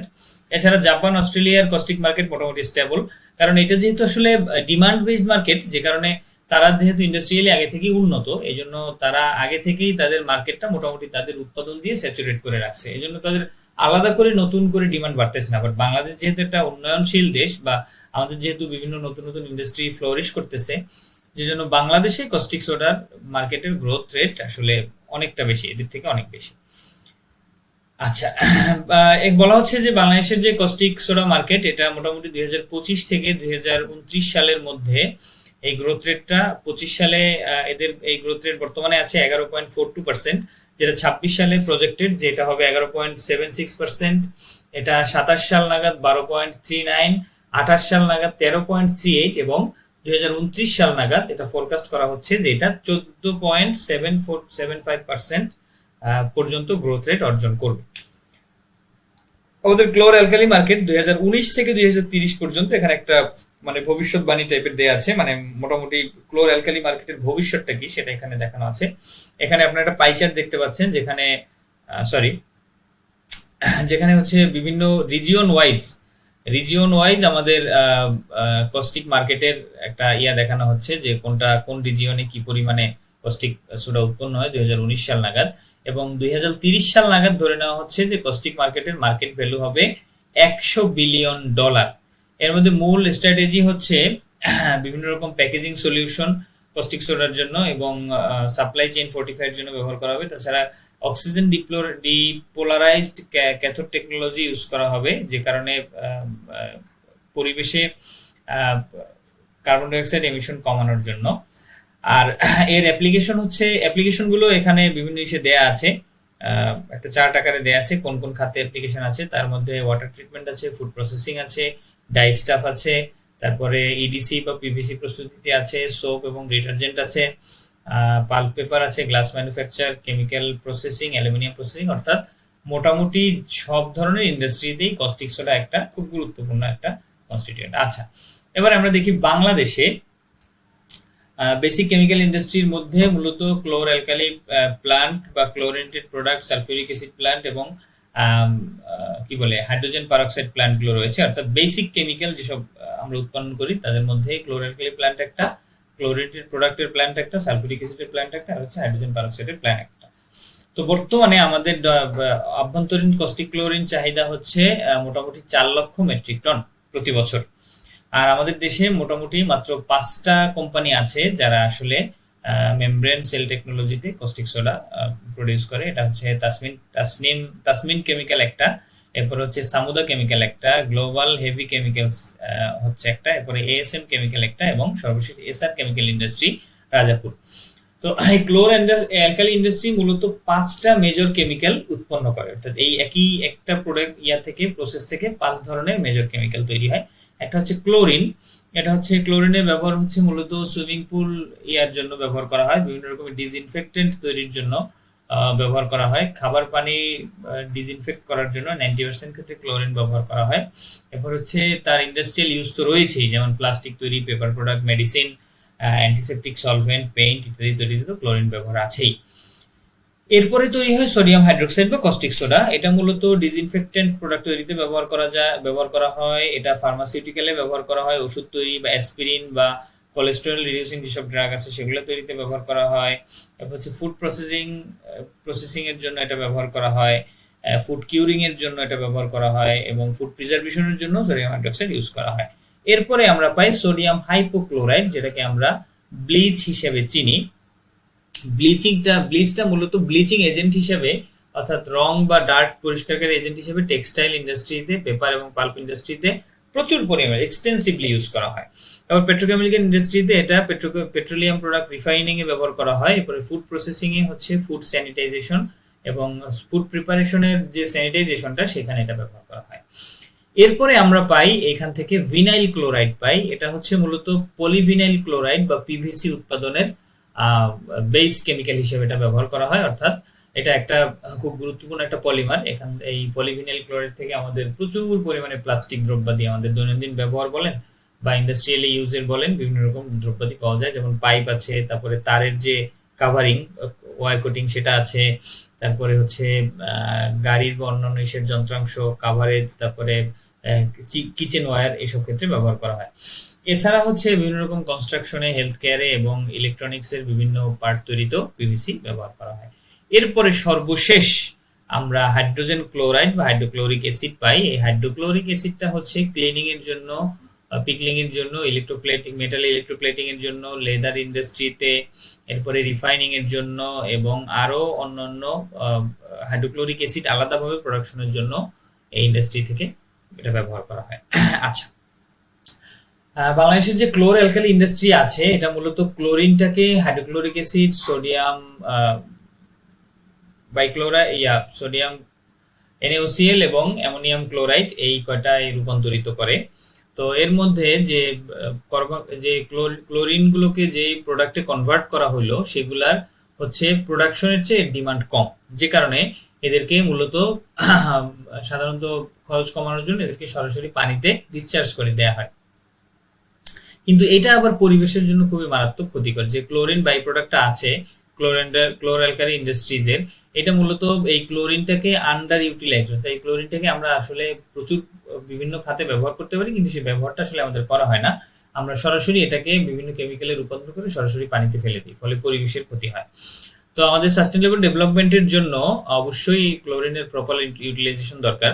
আমরা এখানে দেখতে পাচ্ছি যে বাংলাদেশের যে বিভিন্ন আমরা একটু আগে যে 5টা নাম বললাম, 5টা কোম্পানির ক্লোর অ্যালকালি ইন্ডাস্ট্রির, তাদের বিভিন্ন প্রোডাক্টের আমরা নাম এবং তাদের প্রোডাক্টের পার্সেন্টেজ দেখতে পাচ্ছি, সাথে হচ্ছে এটা হচ্ছে প্রোডাক্টের নাম, এটা হচ্ছে এদের প্রোডাকশন ক্যাপাসিটি, কি পরিমাণ প্রোডাকশন হয়, এবং এটা হচ্ছে টোটাল ইয়ারলি প্রোডাকশনের ক্যাপাসিটি। যেমন যে কস্টিক সোডা, এটা হচ্ছে জিএইচসিএল এর হচ্ছে 70 মেট্রিক টন পার ডে, প্রতিদিন 70 মেট্রিক টন, এএসএম 65, এরকম করে তাদের ইয়ারলি উৎপাদন হচ্ছে 2,82,150 মেট্রিক টন। ক্লোরিন গ্যাস, এটা উৎপন্ন হয় জিএইচসিএল থেকে 62 মেট্রিক টন প্রতিদিন, এএসএম থেকে 58, সামুদা থেকে 178, এবং টোটাল ওভারঅল হচ্ছে 2,50,470। হাইড্রোজেন প্রোডাকশন, এরকমের প্রত্যেকটার আমরা আলাদা করে ছক আকারে দিয়েছি, আপনারা একটু এই ছকটা ভালো করে পড়বেন এবং বোঝার চেষ্টা করবেন। আচ্ছা, এবার আমরা দেখি বিভিন্ন রকমের ক্লোরিন ইউটিলাইজেশনের বিভিন্ন রকম অপরচুনিটির মধ্যে একটা হচ্ছে যে এখান থেকে পিভিসি তৈরি করা। গ্লোবালি হচ্ছে 40% ক্লোর অ্যালকালি ইন্ডাস্ট্রির 40% ক্লোরিন থেকে পিভিসি প্রস্তুত করা হয়, কিন্তু ইন্ডিয়াতে এটা অনলি 6.64% এবং বাংলাদেশে এটা হচ্ছে 0%। অর্থাৎ আমাদের যে বাই প্রোডাক্ট ক্লোরিনটা উৎপন্ন হয়, এটা আমরা কোনোই কাজে লাগাই না, সরাসরি আমরা পরিবেশে ডিসপোজ করে দিই, যার ফলে পরিবেশের ক্ষতি হয়। তো এটা আসলে কিন্তু আমরা এটাকে যদি পিভিসির দিকে কনভার্ট করতে পারি, তাহলে এটা খুব খুব ভালো একটা উপকারে আসবে আমাদের। সম্প্রতি মেঘনা গ্রুপ অফ ইন্ডাস্ট্রি হচ্ছে একটা পিভিসি রেজিন তৈরির একটা কারখানা তৈরি করেছে, যাদের নাম হচ্ছে মেঘনা পিভিসি। এটা নারায়ণগঞ্জে এই কারখানাটা তৈরি হয়েছে এবং বাংলাদেশে এটা মূলত সেপ্টেম্বর 2022 থেকে এটা প্রোডাকশনে যাচ্ছে। এদের প্রোডাকশন ক্যাপাসিটি হচ্ছে 1,50,000 মেট্রিক টন পিভিসি রেজিন তৈরি করবে এরা। এটা খুব বেশি না, কিন্তু খুবই সামান্য পরিমাণ। তো এটা মোটামুটি এই ফিল্ডে যত পরিমাণ ক্লোরিন তৈরি হচ্ছে সেগুলোকে অ্যাবজর্ব করার জন্য এটা যথেষ্ট। আর এরা মূলত মেমব্রেন গ্রেড কস্টিক সোডাও এই মেঘনা গ্রুপ অফ ইন্ডাস্ট্রিজ এরা রপ্তানি করতেছে। এর সাথে ক্লোরিন এবং হাইড্রোজেন পারঅক্সাইডও বিভিন্ন দেশে, যেমন এশিয়া, আফ্রিকা, এখানে রপ্তানি করছে। এদের মেঘনা গ্রুপ অফ ইন্ডাস্ট্রিজের আমি দুইটা প্রোডাক্টের আমরা দিয়েছি আপনাদের সামনে ছবি দিয়েছি। একটা হচ্ছে এদের কস্টিক সোডা ফ্লেক, অর্থাৎ কস্টিক সোডার দানাদার কস্টিক সোডার একটা এদের একটা আর কি বলে প্যাকেট, এবং এর সাথে আমরা আরেকটা দেখতে পাচ্ছি নিচে হলুদ রঙের যে সিলিন্ডার, এর মধ্যে তারা সরাসরি ক্লোরিন গ্যাস যে উৎপন্ন হয় সেই ক্লোরিন গ্যাসকে ওরা সিলিন্ডারের মধ্যে ভরে বাজারজাত করছে। তো আমাদের এই মার্কেটের চ্যালেঞ্জটা হচ্ছে মূলত এনার্জি রিলেটেড, কারণ এটা যেহেতু ইলেকট্রোলাইসিস প্রসেস, এখানে প্রচুর পরিমাণে ইলেকট্রিসিটি প্রয়োজন হয় এবং এখানেই আমাদের মূল চ্যালেঞ্জটা চলে আসে। আর এখানে যে ইন্ডাস্ট্রিয়াল কেমিক্যাল গুলো, কস্টিক সোডা একটা মূলত কি ইন্ডাস্ট্রিয়াল কেমিক্যাল যেটা বিভিন্ন সেক্টরে ইউজ করা হয়, pulp, paper, textile, water treatment ইত্যাদি ইত্যাদি। তো এর মার্কেট ডাইনামিক্সটা মূলত হচ্ছে বিভিন্ন রকমের রেগুলেটরি কমপ্লায়েন্স দ্বারা ইনফ্লুয়েসড হয় এবং টেকনোলজিক্যাল অ্যাডভান্সমেন্টের ব্যাপার আছে, কনজিউমার শিফটিং এর ব্যাপার আছে। এইসব ব্যাপার আসলে এই মার্কেটের জন্য চ্যালেঞ্জ হিসেবে কাজ করে। এখানে আমাদের গভর্নমেন্টের পলিসি হচ্ছে কস্টিক সোডার জন্য মোটামুটি প্রোডাকশনের উপরে তারা বিভিন্ন রকমের রেগুলেশন দেয়, পরিবেশগত বিভিন্ন রকমের রেগুলেশন আছে, ইম্পোর্টের উপরে আছে, তারপরে ডিস্ট্রিবিউশন এবং মার্কেট স্টেবিলিটির উপর ভিত্তি করে বিভিন্ন রকম আইন কানুন আছে। এবং এটা মূলত মনোপ্লাস্টিক প্র্যাকটিস যেন না হয়, পলিস্টিক যেন প্র্যাকটিস না হয়, সেজন্য বিভিন্ন রকম রেগুলেশন আছে। এছাড়া এনভায়রনমেন্টাল রেগুলেশন তো আছেই কস্টিক সোডার ওয়েস্ট ডিসপোজালের বিষয়ে, তারপরে হচ্ছে এছাড়া বিভিন্ন কেমিক্যাল ইন্ডাস্ট্রিজের রেসপন্সিবিলিটির বিষয়ে, তাছাড়া এটার যে এটার যে সাবসিকুয়েন্ট ইন্ডাস্ট্রি আছে যেমন টেক্সটাইল, পেপার ম্যানুফ্যাকচারিং, এগুলাও মূলত এই গভর্নমেন্ট পলিসির আন্ডারে। এছাড়া ক্লোর অ্যালকালি ইন্ডাস্ট্রিজের এখন আমরা সরাসরি পরিবেশগত কিছু সমস্যা দেখবো আমরা। এখানে পরিবেশগত সমস্যাটা হচ্ছে মূলত হাই লেভেল এনার্জি কনজাম্পশন, এটা হচ্ছে প্রথম চ্যালেঞ্জ। এবং কারণ যত আমরা এনার্জি কনজাম্প করব এবং যত ইলেকট্রিসিটি কনজাম্পশন হবে, ইলেকট্রিসিটি তো আবার আমাদের কয়লা বেসড বিদ্যুৎ ক্ষেত্র বা অন্যরকম বিদ্যুৎ ক্ষেত্র থেকে আসবে, সেটাও কিন্তু পরিবেশগত ক্ষতির একটা অন্যতম কারণ। তারপরে হচ্ছে আমাদের এই ইন্ডাস্ট্রি থেকে যে গ্যাসিয়াস ক্লোরিন এবং হাইড্রোজেন তৈরি হয় বাই প্রোডাক্ট হিসাবে, এরাও কিন্তু একটা গুরুত্বপূর্ণ পরিবেশ দূষক। তো এই ওয়েস্ট গুলোকে যদি আমি যথাযথভাবে ব্যবহার করতে না পারি, এরা যদি আন্ডার ইউটিলাইজ থাকে, তাহলে কিন্তু এরা পরিবেশের জন্য বিপুল ক্ষতির কারণ হতে পারে। ক্লোরিন যেহেতু একটা টক্সিক গ্যাস, যে কারণে বাংলাদেশের যে ক্লোর অ্যালকালি ইন্ডাস্ট্রিগুলো আছে সেগুলোকে ক্লোরিনটাকে মূলত সরাসরি ইউজ না করে এটা ক্লোরিনটাকে বিভিন্ন বিভিন্ন প্রোডাক্ট হিসেবে তৈরি করে, যেমন লিকুইড ক্লোরিন হিসেবে তৈরি করে, হাইড্রোক্লোরিক অ্যাসিড, সোডিয়াম ক্লোরাইড, এরপরে এসবিপি স্টেবল ব্লিচিং পাউডার এই হিসেবে তৈরি করে, এবং আলটিমেটলি এদেরকে যেহেতু এই কনভার্সন প্রসেসটা আসলে ইকোনমিক মানে মার্কেট ভ্যালু খুব কম এবং আলটিমেটলি মার্কেটে অত চাহিদা নেই, যে কারণে এদেরকে আসলে কনভার্ট করে তারা বাজারজাত করতে যায় না, এরা সরাসরি পরিবেশের উপরে পরিবেশে ডিসপোজ করে, যেটা পরিবেশের জন্য মারাত্মকভাবে ক্ষতিকর। আমাদের মূলত ক্লোরিনটাকে ইউটিলাইজ করার জন্য একটা মাস্টার প্ল্যান দরকার, তাহলে কস্টিক ক্লোর ইন্ডাস্ট্রি নিয়ে আমাদের আর কোনো অসুবিধা থাকবে না। এর মধ্যে পিভিসি কনভার্সনটা একটা বেস্ট সিনারিও হতে পারে। আমরা যদি কস্টিক এখানে উৎপন্ন ক্লোরিনটাকে যদি আমরা পিভিসি তৈরিতে ব্যবহার করতে পারি তাহলে এটা একটা বেস্ট কেস সিনারিও হতে পারে।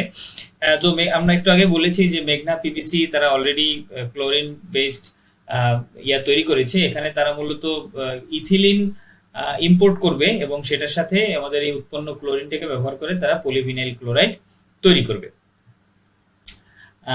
এরা মূলত দেশের যে 5টা কারখানা আছে, জিএসসিএল, এএসএম, সামুদা, তাসনিম, এসার, এদের থেকে উৎপন্ন ক্লোরিনটাকে ব্যবহার করতে পারে, এবং এদের যে ইন্টিগ্রেশন অ্যাপ্রোচটা আছে, এই ইন্টিগ্রেশন অ্যাপ্রোচের ফলে আমাদের বাইরে থেকে ক্লোরিন আমদানির খরচও কমবে, প্লাস হচ্ছে সাথে সাথে এদের উৎপাদন খরচও কমবে, এবং এরা মোটামুটি একটা এনভায়রনমেন্টাল সুবিধা তো আছেই।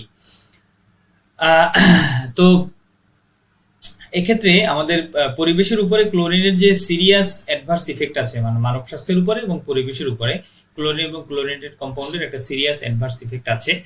তো এটা মূলত সম্প্রতি আসলে এই ব্যাপারে কনসাসনেস তৈরি হয়েছে, এবং আমরা বাংলাদেশি অ্যালকালি ইন্ডাস্ট্রিগুলো এদের যে গ্যাসিয়াস ক্লোরিনটা আছে এটাকে যে বিভিন্ন ইস্যে রূপান্তর করে, সেটা আমরা একটা পাশে একটা ছবি থেকে দেখতে পাচ্ছি, যে এই ছবিটায় মূলত সাপ্লাই, ডিমান্ড এবং সাপ্লাই বার দেখাচ্ছে, অর্থাৎ পিভিসির ডিমান্ড কতটুকু আর সাপ্লাই কতটুকু। আমরা এখানে দেখতে পাচ্ছি পিভিসির ক্ষেত্রে ডিমান্ড যা আছে, সাপ্লাই একদমই নেই। হাইড্রোক্লোরিক অ্যাসিডের ক্ষেত্রে সাপ্লাই অনেক বেশি কিন্তু ডিমান্ড কম, এবং সোডিয়াম NaOCl এর ক্ষেত্রে ডিমান্ড এবং সাপ্লাইয়ের পরিমাণ মোটামুটি সমান সমান আর কি। যাই হোক, তো যে কারণে ডিমান্ড না থাকার কারণে এক্ষেত্রে হয় কি, আমাদের অ্যাসিডগুলোকে, বিশেষ করে হাইড্রোক্লোরিক অ্যাসিডটাকে সরাসরি নদীতে ডিসপোজ করা হয়, যেটা আসলে নদীর পানির পিএইচ ভ্যালু কমিয়ে দেয়, এবং এটা আলটিমেটলি ঘুরে ফিরে ওয়াটার সাইকেলের মাধ্যমে গিয়ে অ্যাসিড ড্রেনের উৎস হিসেবে কাজ করে।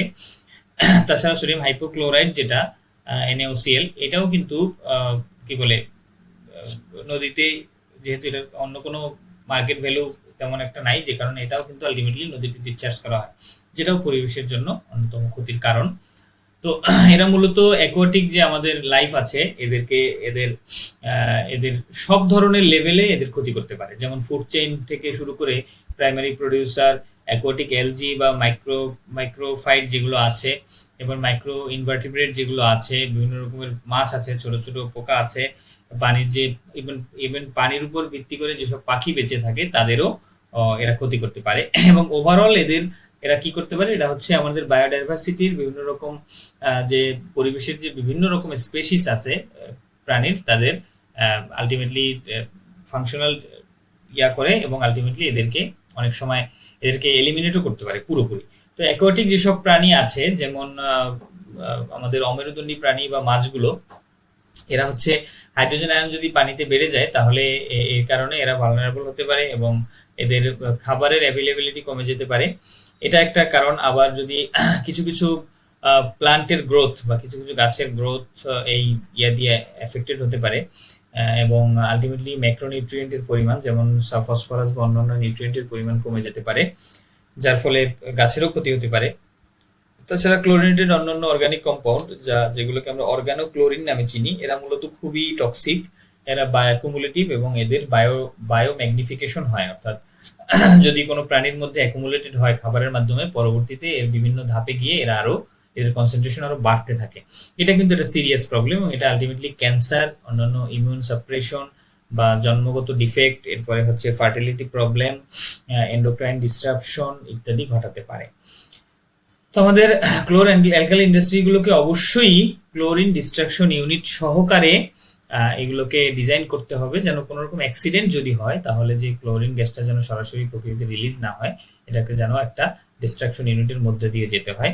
এছাড়া এই ইন্ডাস্ট্রিগুলোকে সোডিয়াম হাইপোক্লোরাইডের সিস্টেমেটিক ডিসচার্জ বা হাইড্রোক্লোরিক অ্যাসিডের সিস্টেমেটিক ডিসচার্জটাকে এনশিওর করতে হবে, সরাসরি যেন কেউ পানির মধ্যে সরাসরি ফেলে না দেয়।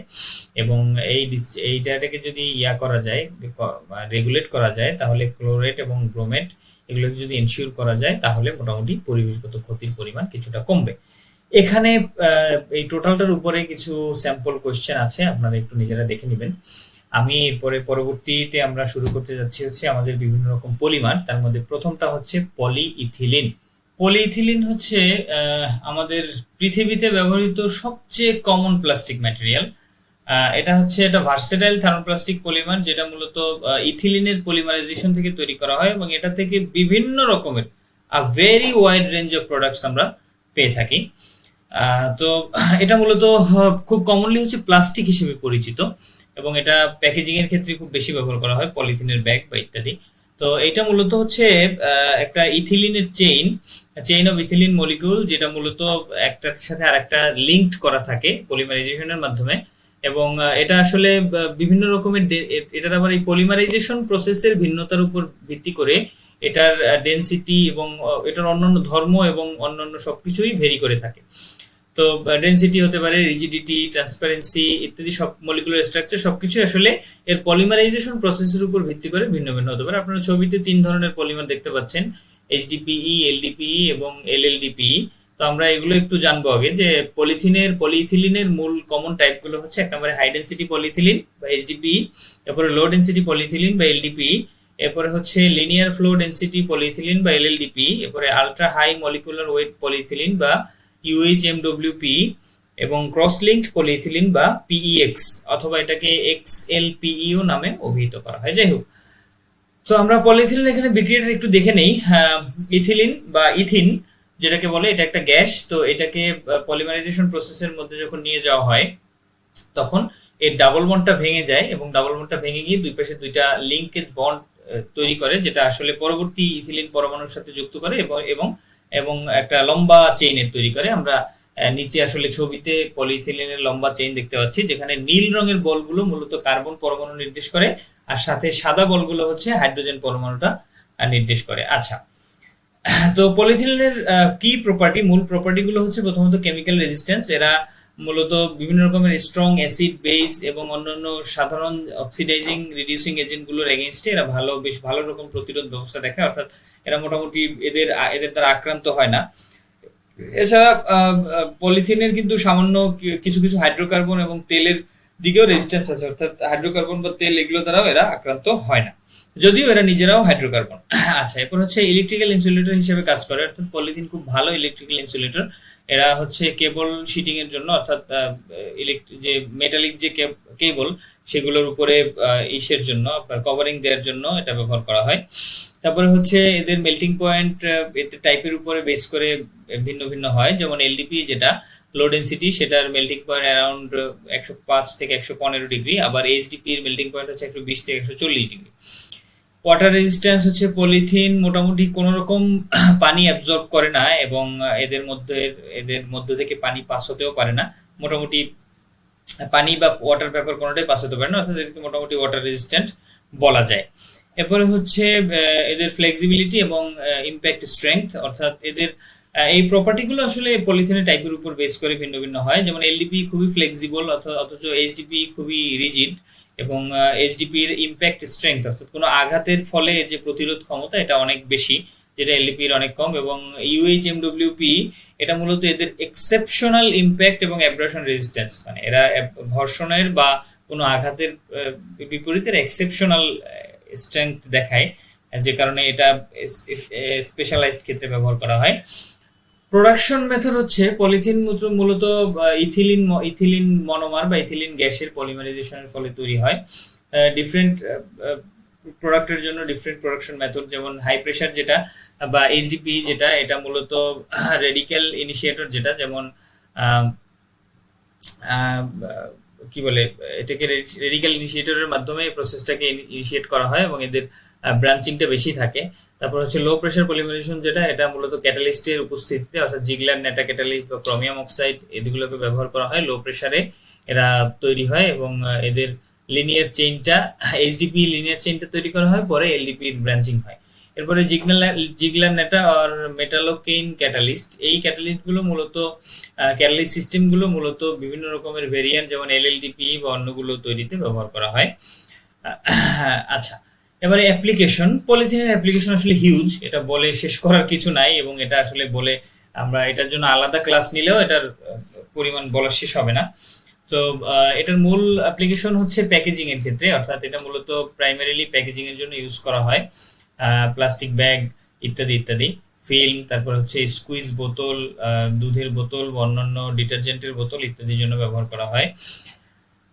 এছাড়া হচ্ছে বিভিন্ন রকম কনস্ট্রাকশনের জন্য করোশন রেজিস্ট্যান্ট পাইপ হিসাবে, পানির পাইপ হিসাবে, গ্যাস পাইপ হিসাবে, বা অন্যান্য ড্যাম্প প্রুফ মেমব্রেন বা প্রোটেক্টিভ শিটিং এর জন্য পলিথিলিন ব্যবহার করা হয়।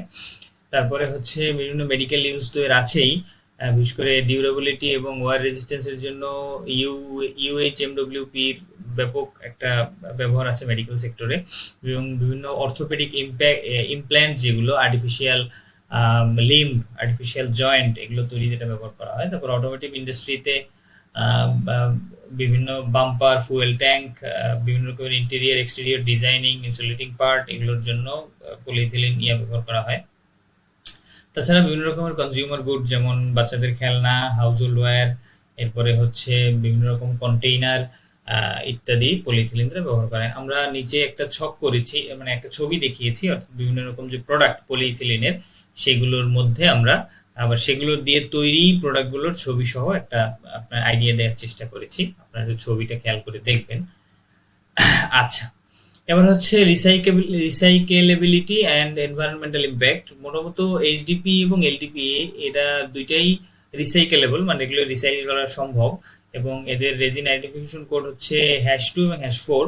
তো রিসাইক্লিং এটা মূলত যে প্লাস্টিক ওয়েস্ট আমাদের পরিবেশ দূষণ করে সেটাকে আসলে কমাতে সাহায্য করে, এটা আপনারা জানেন, এনার্জি কনজারভেশনে সাহায্য করে। তবে পলিথিলিন কিন্তু বায়োডিগ্রেডেবল না, অর্থাৎ পরিবেশে ফেললে পরিবেশে এরা ডিগ্রেড হয় না, এবং যে কারণে এটা সাগর, মাটি, আমাদের যে সব ধরনের পরিবেশ এরা দূষিত করতে পারে, এবং এরা ultimately green house gas emit করে, এটাও পরিবেশের জন্য মারাত্মক ক্ষতিকর। তো পলিথিনের যে বিভিন্ন জায়গায় পলিথিনের প্রভাব বা পলিথিনের যে দূষণ, সেটা এই ছবিতে সুন্দর করে দেখানো আছে। আপনারা একটু ইকোসিস্টেমের উপর পলিথিনের প্রভাব এই ছবিটা থেকে একটু দেখে নেবেন, খেয়াল করলেই আপনারা বুঝতে পারবেন, সবগুলো মার্ক করা আছে। এবারে কিছু স্যাম্পল কোয়েশ্চেন আছে পলিথিন বিষয়ক, আমি কোয়েশ্চেনিং এর দিকে যাচ্ছি না। আমরা এরপরে পড়বো হচ্ছে পলিপ্রপিলিন। পলিপ্রপিলিন মূলত হচ্ছে পলিপ্রপিন নামেও পরিচিত। এটা হচ্ছে একটা সেমি ক্রিস্টালাইন থার্মোপ্লাস্টিক পলিমার, যেটার খুবই ভালো কেমিক্যাল ফ্যাটিক এবং হিট রেজিস্ট্যান্স রয়েছে, অর্থাৎ কেমিক্যালি রেজিস্ট্যান্ট, এরা হিট রেজিস্ট্যান্ট, এবং অত্যন্ত প্রচন্ড ফ্যাটিকের মুখেও বা চাপের মুখেও এরা এদের ফোস্টার ধরে রাখতে পারে। এটা হচ্ছে পলিথিনের পরে বা পলিইথিলিনের পরে second most widely used plastic. পলিথিনের পরে পলিপ্রপিলিন সবচেয়ে বেশি পরিমাণ ইউজ করা হয়। মূলত প্রপিলিন যেটা, এটাকে যদি ইথিলিনের সাথে কোপলিমারাইজ করা হয় তাহলে এর ইলাস্টিসিটি বাড়তে পারে, এবং আলটিমেটলি এটা ইথিলিন প্রপিলিন রাবারে পরিণত হয়। আবার পলিপ্রপিলিন হচ্ছে মূলত পলিইথিলিনের চেয়ে কিন্তু লেস ট্রান্সপারেন্ট, মানে এটা অতটা স্বচ্ছ নয়, যে কারণে এটা মূলত একটা ট্রান্সলুসেন্ট অ্যাপিয়ারেন্স দিতে পারে। মানে এর যাবতীয় পিগমেন্ট যদি সরিয়ে ফেলি তাহলে এর একটা ট্রান্সলুসেন্ট একটা অ্যাপিয়ারেন্স, মানে একটা ধোঁয়াটে একটা অ্যাপিয়ারেন্স দিতে পারে। আচ্ছা, এরপর হচ্ছে এর ডেন্সিটি মূলত এইচডিপি এবং এলডিপি, লো ডেন্সিটি এবং হাই ডেন্সিটি পলিইথিলিন, এই দুটোর মাঝামাঝি হচ্ছে এর ডেন্সিটি। তো এটা যখন লাইটের সাথে এক্সপোজ করা হয়, মানে সূর্যের আলোতে ফেলা হয়, তখন কিন্তু এর যে চেইনটা, এই পলিমার চেইনটা কিন্তু ডিসইন্টিগ্রেট হতে পারে, ভেঙে যেতে পারে বা অক্সিডাইজ হতে পারে, যেটা মূলত মাইক্রোপ্লাস্টিক তৈরি করে, অর্থাৎ ক্ষুদ্র ক্ষুদ্র প্লাস্টিকের কণা তৈরি করে, যেটা পরিবেশের জন্য আরো ক্ষতিকর। নিচের ছবিতে আমরা পলিপ্রপিলিনের চেইন দেখতে পাচ্ছি, অর্থাৎ এটা পলিইথিলিনের মতোই চেইন, জাস্ট প্রত্যেকটা চেইনের সাথে এক্সট্রা একটা CH3 মূলক বা মিথাইল মূলক রয়েছে, আপনারা লাল রঙে দেয়া আছে দেখতে পাচ্ছেন। এখানের প্রসেসটা হচ্ছে প্রপিলিন, যেটা এই প্রপিলিনকে জিগলার নেটা পলিমারাইজেশনের মাধ্যমে অথবা মেটালোকেইন ক্যাটালিস্টের মাধ্যমে পলিমারাইজ করা হয়, ফলে পলিপ্রপিলিন তৈরি হয়। অর্থাৎ প্রোপিন মনোমারটাকে হিট, ক্যাটালিস্ট এবং প্রেসার এই তিনটার মধ্য দিয়ে পাস করলে, এই তিনটার সাথে ইন্ট্রোডিউস করালে আমরা পলিপ্রপিলিন পলিমারটা পেতে পারি। এর প্রপার্টি হচ্ছে প্রথমত কেমিক্যাল রেজিস্ট্যান্স, এরা অ্যাসিড, ক্ষার এবং বিভিন্ন রকম অর্গানিক সলভেন্টের উপর প্রতি রেজিস্ট্যান্ট, অর্থাৎ সলভেন্ট প্রতিরোধী। এরপরে হচ্ছে তবে এরা স্ট্রং অক্সিডেন্ট যেগুলো আছে বা ক্লোরিনেটেড হাইড্রোকার্বন যেগুলো আছে অথবা অ্যারোমেটিক সলভেন্ট যেগুলো আছে সেগুলোর প্রতি প্রতিরোধী নয় এবং এগুলো দ্বারা এরা আক্রান্ত হয়।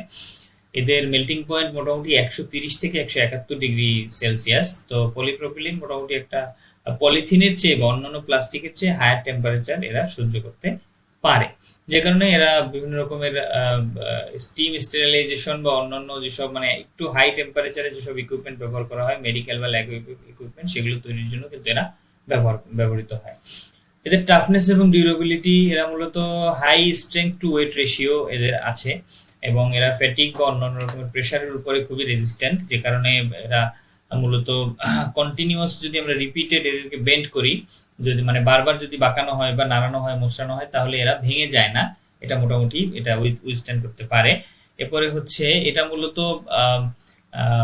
এই এই এই ধর্মের কারণে এদেরকে বিভিন্ন রকমের প্লাস্টিকের জোড়া বা হচ্ছে বোতলের মুখ ইত্যাদি এইসব জিনিস তৈরির জন্য এদেরকে খুব সহজে মানে খুব ইফেক্টিভলি ব্যবহার করা যায়। এরপর হচ্ছে লাইট ওয়েট, এরা পলিপ্রপিলিন খুবই লাইট ওয়েট, খুবই লো ডেন্সিটি এবং এটা মূলত কমার্শিয়াল প্লাস্টিকের মধ্যে লাইটেস্ট বলা যায়, সবচেয়ে হালকা। এবং এই লো ওয়েটটা কিন্তু এটার বিভিন্ন ব্যবহারে একটা মেজর অ্যাডভান্টেজ হিসেবে কাজ করে, বিশেষ করে অটোমোটিভ ইন্ডাস্ট্রিতে।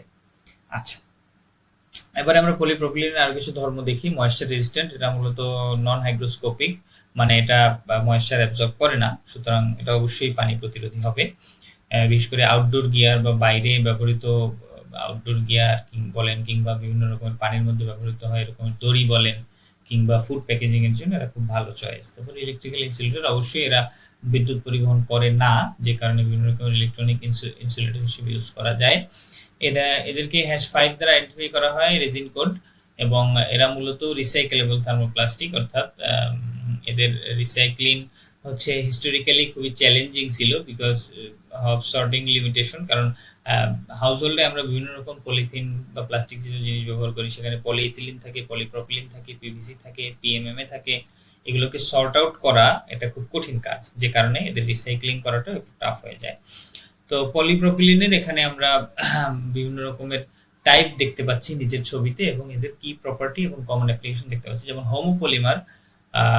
হোমোপলিমার পলিপ্রপিলিন যেটা, সেটার হচ্ছে মূলত হাই স্ট্রেংথ, হাই ডিউরেবিলিটি এবং কেমিক্যাল রেজিস্ট্যান্সও খুবই হাই।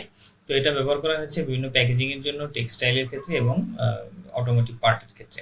আবার কোপলিমার পলিপ্রপিলিন যেটা, এটা হচ্ছে ফ্লেক্সিবিলিটি এবং ইম্প্যাক্ট স্ট্রেংথ বেশি হয়, ইমপ্রুভড হয়, যে জন্য এটা প্লাস্টিক হিঞ্জ, বিভিন্ন রকমের জয়েন্ট হিঞ্জ বা ক্যাপিং এর ক্ষেত্রে ব্যবহার করা হয়। এরপরে হচ্ছে র্যান্ডম কোপলিমার পলিপ্রপিলিন, এগুলো মূলত এগুলোর ক্ল্যারিটি, ফ্লেক্সিবিলিটি এবং লো টেম্পারেচার ইম্প্যাক্ট স্ট্রেংথ এরা ইমপ্রুভড হয়, যে কারণে এদেরকে ফুড প্যাকেজিং বা মেডিকেল কন্টেইনার তৈরিতে ব্যবহার করা হয়। এরপর হচ্ছে ব্লক কোপলিমার পলিপ্রপিলিন, এদেরকে মূলত high impact strength, resistance to cracking and stretch, মানে স্ট্রেস বা ক্র্যাকিং এর জন্য এরা যত ইম্প্যাক্ট হোক, যত বেশি ইম্প্যাক্ট হোক, এরা এটা রেজিস্ট করতে পারে, যেন অটোমেটিক পার্ট বা ইন্ডাস্ট্রিয়াল কন্টেইনার ইত্যাদির জন্য এদেরকে ব্যবহার করা হয়। আমরা এবার এদের গ্লোবাল মার্কেট ব্যবহার এবং প্রোডাকশন স্ট্যাটিস্টিক্স দেখি। গ্লোবাল পলিপ্রপিলিন মার্কেটের সাইজ হচ্ছে মোটামুটি $103 বিলিয়ন, ইউরো, এটা ছিল 2022 সালে এবং এইটা বলা যায় যে অ্যানুয়াল গ্রোথ রেট, এটার কম্পাউন্ড অ্যানুয়াল গ্রোথ রেট যেটা, সেটা 7.27% পর্যন্ত হতে পারে। অর্থাৎ এটা 2028 সাল নাগাদ যদি এভাবে গ্রো করে তাহলে এই ইন্ডাস্ট্রির আকার হবে 157.7 বিলিয়ন ইউরো। পলিপ্রপিলিনের যে রিসাইকেল মার্কেট আছে এটাও কিন্তু 6.3 বিলিয়ন ইউরো ছিল 2021 সালে এবং এটা 2029 সাল নাগাদ এটার সাইজ দাঁড়াবে আশা করা যাচ্ছে $10.3 বিলিয়ন, যেটার গ্রোথ রেট অলমোস্ট 6.34%। মানে দেখা যাচ্ছে এই এই ইন্ডাস্ট্রির গ্রোথ রেট একটা একটা নির্দিষ্ট গ্রোথ রেট এটা ধরে রাখতেছে, মানে এখন পর্যন্ত ডিক্লাইনিং এর বা ফলের কোনো আভাস পাওয়া যায় না। পলিপ্রোপিলিনের গ্লোবাল প্রোডাকশন ভলিউম ছিল বিশ্বব্যাপী 2022 সালে ছিল প্রায় 79 মিলিয়ন টন অ্যাপ্রক্সিমেটলি, এবং ডিমান্ড ছিল 22 সালে 86.74 মিলিয়ন টন। যদিও এর প্রোডাকশন ক্যাপাসিটি ছিল 97.86 মিলিয়ন টন, অর্থাৎ ক্যাপাসিটি বেশি থাকা সত্ত্বেও প্রোডাকশন কম হয়েছে, এবং ধরা যাচ্ছে 2030 সাল নাগাদ এটা 104 বা 105 মিলিয়ন টনে পৌঁছাবে এবং গ্রোথ রেট হবে 3.6%। যাই হোক, তো এখানে আরো বেশ কিছু এর মার্কেট সিগনিফিকেন্স দেয়া আছে, আপনারা একটু খেয়াল করে দেখে নেবেন, আমি আর এগুলো আলাদাভাবে পড়ে শোনাতে চাই না। স্যাম্পল কোশ্চেন দেয়া আছে পলিপ্রোপিলিন সংক্রান্ত, আপনারা কোশ্চেনগুলো নিজেরা পড়বেন এবং উত্তর করার চেষ্টা করবেন। আমরা পরবর্তীতে যাই পলিভিনাইল ক্লোরাইড বা পিভিসি। পিভিসি হচ্ছে মূলত একটা ভার্সেটাইল থার্মোপ্লাস্টিক পলিমার, যেটা পলিইথিলিন এবং পলিপ্রোপিলিনের পরে বিশ্বের তৃতীয় বৃহত্তম থার্মোপ্লাস্টিক, মানে তৃতীয় বৃহত্তম উৎপাদিত থার্মোপ্লাস্টিক। এটা মূলত সাদা ব্রিটল মানে ভঙ্গুর একটা সলিড ম্যাটেরিয়াল, যেটা পাউডার ফর্মে বা গ্র্যানুলার ফর্মে দানাদার ফর্মে পাওয়া যায়। এখানে মূলত ভিনাইল ক্লোরাইড অর্থাৎ ইথিলিনের একপাশে যদি একটা ক্লোরিন পরমাণু থাকে তাহলে সেটাকে বলা হয় ভিনাইল ক্লোরাইড। তো এটাকে যদি হাইড্রোজেন পেরক্সাইডের উপস্থিতিতে যদি পলিমারাইজেশন করা হয় তাহলে পলিভিনাইল ক্লোরাইড বা পিভিসি তৈরি হয়। পিভিসির মূলত দুইটা ব্রড ক্যাটাগরি আছে, বড় সড়ো ক্যাটাগরি আছে, একটা হচ্ছে ফ্লেক্সিবল আর একটা হচ্ছে রিজিড। বাট পিভিসির বিভিন্ন রকম টাইপ আছে, আমরা টাইপগুলো একটু দেখবো। যেমন প্লাস্টিসাইজ আর ফ্লেক্সিবল পিভিসি, এটা ডেন্সিটি হচ্ছে 1.1 থেকে 1.35 gram per cubic centimetre. Flexible PVC মূলত হচ্ছে পিভিসির সাথে বিভিন্ন রকমের প্লাস্টিসাইজার ইউজ করে এটাকে তৈরি করা হয়, যেটা মূলত ক্রিস্টালিনিটি যেটা সেটাকে এটা কমিয়ে দেয়, এবং প্লাস্টিসাইজার গুলো মূলত লুব্রিকেন্ট হিসেবে কাজ করে বিভিন্ন ইয়ার মধ্যে, ক্রিস্টালের মধ্যে। এর ফলে এটা এই পলিমারটা আরো পরিষ্কার হয়, আরো সাদা মানে কি বলে স্বচ্ছ হয়, এবং ফ্লেক্সিবল প্লাস্টিক হিসেবে তৈরি হয়। এদেরকে মূলত পিভিসি পি হিসেবেও অনেক সময় অভিহিত করা হয়। আচ্ছা, আমরা পলিভিনাইল ক্লোরাইডের একটু ছবি একটা দেখতে পাচ্ছি এখানে। এটা হচ্ছে মূলত কেমিক্যাল স্ট্রাকচার, অর্থাৎ আমাদের যে যে পলিমারটা সেটার স্ট্রাকচারটা হচ্ছে এরকমের, এবং সেটা রিপিটিং ইউনিটটা আবার এখান থেকে কেটে আলাদা করা হয়েছে, সেটা হচ্ছে এরকমের দেখতে। আর পিভিসি দিয়ে তৈরি কিছু পাইপ আপনারা নিচে ছবিতে নমুনায় দেখতে পাচ্ছেন। পিভিসি এরপরে পরবর্তী টাইপ হচ্ছে আনপ্লাস্টিসাইজড অর রিজিড পিভিসি। মূলত যেই পিভিসি গুলো কোনো রকমের প্লাস্টিসাইজার ইউজ করা হয় না, সেগুলো স্টিফ হয়, কিছুটা কস্ট ইফেক্টিভ প্লাস্টিক হয়। এরা মূলত বিভিন্ন রকম আঘাত বা পানি বা বিভিন্ন রকম পরিবেশের রোদ, বৃষ্টি, জল বা কেমিক্যাল করোসিভ এগুলো সব এনভায়রনমেন্টের প্রতি এরা প্রতিরোধী হয়। এবং এই পিভিসি গুলো এগুলো আসলে ইউপিভিসি বা পিভিসিইউ আর ইউপিভিসি নামেই মোটামুটি বেশি পরিচিত। এদেরকে মূলত পাইপ তৈরিতেও অনেক সময় ব্যবহার করা হয়। এবার হচ্ছে ক্লোরিনেটেড পলিভিনাইল ক্লোরাইড আর পারক্লোরোভিনাইল অর্থাৎ সিপিভিসি। এদেরকে মূলত পিভিসি রেজিনটাকে আবার ক্লোরিনেশন করে এদেরকে তৈরি করা হয়। হাই ক্লোরিন কন্টেন্ট থাকে, যে কারণে এদের ডিউরেবিলিটি হাই থাকে, কেমিক্যাল স্টেবিলিটি বেশি থাকে, এবং ফ্লেম রিটার্ডেন্সি অর্থাৎ আগুন নিভানোর ক্ষমতা বা আগুন না ধরার ক্ষমতা বেশি থাকে। তাছাড়া এরা একটা বড় রেঞ্জের টেম্পারেচার এরা সহ্য করতে পারে। মূলত পিভিসি কোপলিমারকে ক্লোরিনেশন করে এটা তৈরি করা হয়, এবং ক্লোরিন কম্পাউন্ড কন্টেন্ট থাকে মোটামুটি 56 থেকে 66% পর্যন্ত এর ক্লোরিন কন্টেন্ট থাকে। তো এই পিভিসি ক্লোরিনেশনের ফলে হয় কি, এর মলিকুল চেইনের মধ্যে আকর্ষণটা কমে যায়, অ্যাট্রাকশন ফোর্সটা কমে যায়, যে কারণে সিপিভিসিটা কিছুটা অ্যামরফাস হয়, অর্থাৎ এরা মানে কিছুটা হার্ড এবং ব্রিটেল হয়। তো এই কারণে এদেরকে সিপিভিসি গুলোকে আবার বেশি সহজে স্ট্রেচ করা যায়, এবং পিভিসির তুলনায় বেশি লম্বা পরিমাণে এক্সট্রেচ করা যায়। তাছাড়া এর গ্লাস ট্রানজিশন টেম্পারেচারের বাইরেও এদেরকে স্ট্রেচ করা যায়। পাইপ, বিভিন্ন রকম মোল্ড বা ছাঁচের জন্য এবং বিভিন্ন শীট তৈরির জন্য এগুলো ব্যবহার করা হয়, সিপিভিসি ব্যবহার করা হয়। আচ্ছা, তো এরপরে আছে হচ্ছে মলিকুলার ওরিয়েন্টেড পিভিসি বা পিভিসিও। এদেরকে মূলত হচ্ছে অ্যামরফাস পিভিসিইউ এর যে অ্যামরফাস স্ট্রাকচার এটাকে রিঅর্গানাইজ করে একটু চেঞ্জ করে এগুলো তৈরি করা হয়, এবং এটা মূলত একটা লেয়ার্ড স্ট্রাকচার, অর্থাৎ পিভিসিইউ এর স্ট্রাকচার গুলোকে বাই লেয়ার তৈরি করে এটাকে তৈরি করা হয়। বাই অ্যাক্সিয়ালি এগুলোকে ওরিয়েন্ট করে পিভিসির এর ফলে ওরিয়েন্টেশনের ফলে হয় কি পিভিসির ফিজিক্যাল ক্যারেক্টারিস্টিক্স গুলো কিন্তু এনহ্যান্সড হয়, যেমন শক্ততা, স্টিফনেস, তারপর হচ্ছে ফ্যাটিক রেজিস্ট্যান্স, ওজনে হালকা, এই জিনিসগুলো আরো এনহ্যান্সড হয়। এরপর হচ্ছে মডিফাইড পিভিসি বা পিভিসিএম। এটা মূলত হচ্ছে পিভিসির একটা অ্যালয়, যেটা মূলত পিভিসির সাথে বিভিন্ন রকম মডিফাইং এজেন্ট অ্যাড করা হয়, যার ফলে টাফনেস এবং ইম্প্যাক্ট প্রপার্টি বাড়ে। পিভিসির মূল প্রপার্টিগুলো আমরা এখানে একটু দেখি সংক্ষেপে। আমরা যদি বলে যাই, এরা বিদ্যুৎ পরিবহন করে না, খুব ভালো ইনসুলেশন দেখায়, ডিউরেবিলিটি খুবই বেশি, যে কারণে বিভিন্ন রকম কেমিক্যাল ক্ষয় বা করোশন, বিভিন্ন রকম শক, আঘাত, তারপরে ওয়েদারের ইফেক্ট, এগুলো এরা প্রতিরোধ করতে পারে। এবং এদের আউটডোর প্রোডাক্ট হিসেবে এদের ভালো ব্যবহার রয়েছে। তারপরে হচ্ছে এরা হাই ক্লোরিন কন্টেন্ট থাকার ফলে এরা সেলফ এক্সটিংগুইশিং, অর্থাৎ আগুন ধরালেও এরা নিজে নিজে নিভে যায়। অক্সিডেশন ইন্ডেক্স 45-এর খুবই কম, 45-এর চেয়ে কম। এছাড়া অ্যান্টিমনি ট্রাইঅক্সাইড এদের সাথে ইউজ করা হয় প্রচুর পরিমাণে, যার ফলে এছাড়া ফসফেট ইস্টার প্লাস্টিকের ইউজ করা হয়, যে কারণে এদের ফ্লেম রিটার্ডেন্সির এটা বাড়ে। তাছাড়া হচ্ছে ফায়ার পারফরমেন্স এবং মেকানিক্যাল প্রপার্টিও এনহ্যান্স করে। আচ্ছা, এরপরে হচ্ছে কস্ট পারফরমেন্স রেশিও। এর কস্ট পারফরমেন্স রেশিও খুবই ভালো, মেকানিক্যাল প্রপার্টি গুলো খুবই স্ট্রং, যে কারণে বিভিন্ন রকম মেকানিক্যাল ইয়াতে ভালো সহজ ইউজ করা যায়। লাইফ স্প্যান খুবই লম্বা এবং মেনটেনেন্স খুবই খুবই লো মেনটেনেন্স দরকার হয়, অলমোস্ট দরকার হয় না বললেই চলে। এছাড়া পিভিসি হচ্ছে অ্যাব্রাশন রেজিস্ট্যান্ট এবং লাইট ওয়েট, এছাড়া অত্যন্ত শক্ত, তারপরে কেমিক্যাল রেজিস্ট্যান্সও বেশি। সকল ধরনের ইনঅর্গানিক কেমিক্যালের প্রতি রেজিস্ট্যান্ট, অ্যাসিড হোক ক্ষার হোক সবগুলোকে ঠেকায় রাখতে পারে। এবং এরা ডাইলুট অ্যাসিড, ডাইলুটেড ক্ষার, অ্যালিফেটিক হাইড্রোকার্বন, এগুলোর প্রতি রেজিস্ট্যান্ট। তবে কিছু কিছু পিভিসির কিছু কিছু গ্রেড হচ্ছে আমার কিটোন বা এস্টার দ্বারা আক্রান্ত হতে পারে। ক্লোরিনেটেড বা aromatic hydrocarbon, aromatic ether, amine, nitrocompound, এ ধরনের সলভেন্ট, এ ধরনের অর্গ্যানিক সলভেন্ট দ্বারা আক্রান্ত হতে পারে।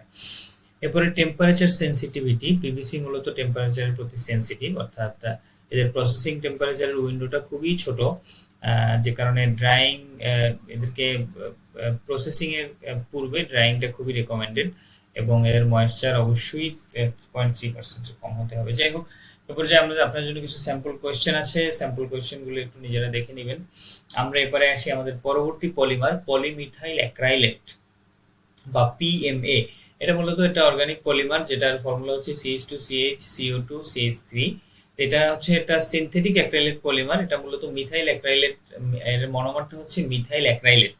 এই মিথাইল অ্যাক্রাইলেট মনোমার থেকে বিভিন্ন রকমের পলিমারাইজেশনের মাধ্যমে এটা তৈরি করা হয়।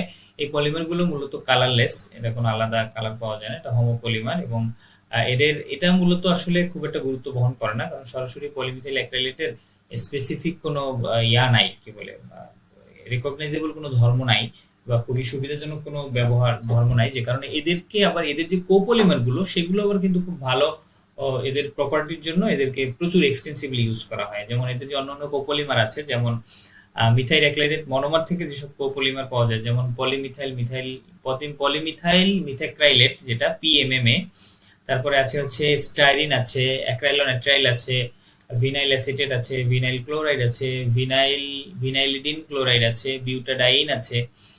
তো এই জিনিসগুলো কিন্তু ওয়াইডলি ইউজ করা হয়, ব্যাপক হারে ব্যবহার করা হয়, এবং এগুলো ব্যবহার করা হয় মূলত পলিমিথাইল অ্যাক্রাইলেট থেকে আবার কোপলিমারাইজেশনের মাধ্যমে। তো পিএমএ হচ্ছে পলিমিথাইল মিথাক্রাইলেট, যেটা পিএমএমএ, এটার চেয়ে অত্যন্ত সফট, যদিও এটা শক্ত, কিছুটা চামড়ার মতো, লেদারি এবং ফ্লেক্সিবল। তো এদের লো গ্লাস ট্রানজিশন টেম্পারেচার মাত্র 10°C, এবং এটা ডাইমিথাইল সালফোক্সাইডের মধ্যে কিন্তু দ্রবীভূত হয়। আমরা নিচে দেখতে পাচ্ছি যে পলিমিথাইল অ্যাক্রাইলেট বা মিথাইল অ্যাক্রাইলেট মনোমার থেকে যেসব পলিমার তৈরি হয় বহুল ব্যবহৃত, সেগুলো হচ্ছে নিচে দেখানো হয়েছে: পিএমএ, পিএমএমএ, পিইএমএ, তারপর হচ্ছে পলি এইচইএমএ। আচ্ছা, পিএমএ মূলত ওয়াটার সেন্সিটিভ, এটা ক্ষারের এগেনস্টেও খুব একটা স্টেবিলিটি দেখায় না, ক্ষারের উপস্থিতিতে ভেঙে যায়। তারপর হচ্ছে এদের যে এনার্জি রেডিয়েশন এটা খুবই হাই, যে কারণে পিএম এর মধ্যে ক্রস লিঙ্কিং হয়। তাছাড়া পলিমিথাইল অ্যাক্রাইলেট হচ্ছে এরা পিএম এর মতোই, মানে পিএমএমএ হচ্ছে পিএম এর মতোই একটা কম্পাউন্ড, তবে এদের কি বলে, মানে এদের ডিউরেবিলিটি বা অন্যান্য ব্যবহার অনেক বেশি। সিনথেসিস প্রসেস হচ্ছে কয়েকটা প্রসেস আছে, এর মধ্যে একটা হচ্ছে ফ্রি রেডিক্যাল সলভেন্ট পলিমারাইজেশন, আরেকটা হচ্ছে ফটো পলিমারাইজেশন এবং আরেকটা আছে আমাদের টেমপ্লেট পলিমারাইজেশন। আপনারা প্রসেসগুলোর সংক্ষিপ্ত বর্ণনা ভিতরে দেওয়া আছে, নিজের একটু দেখে নেবেন। এর ব্যবহার আসলে সীমিত, কারণ এর কোপলিমারগুলোর কিন্তু এক্সটেন্সিভ ব্যবহার রয়েছে, কিন্তু পিএম এর নিজস্ব ব্যবহার খুবই সীমিত। এর মধ্যে টেক্সটাইল এবং লেদার ফিনিশিং এ কোটিং হিসেবে ইউজ করা হয়, লুব্রিকেন্টের ইন্ডাস্ট্রিয়াল ক্ষেত্রে লুব্রিকেন্ট হিসেবে ইউজ করা হয়। তাছাড়া অন্যান্য এদের মূল ব্যবহারটা হচ্ছে অন্যান্য এদের মনোমারগুলোকে কোপলিমারাইজেশনের মাধ্যমে অন্যান্য পলিমার তৈরি করা, এটাই হচ্ছে এদের মূল ব্যবহার আর কি।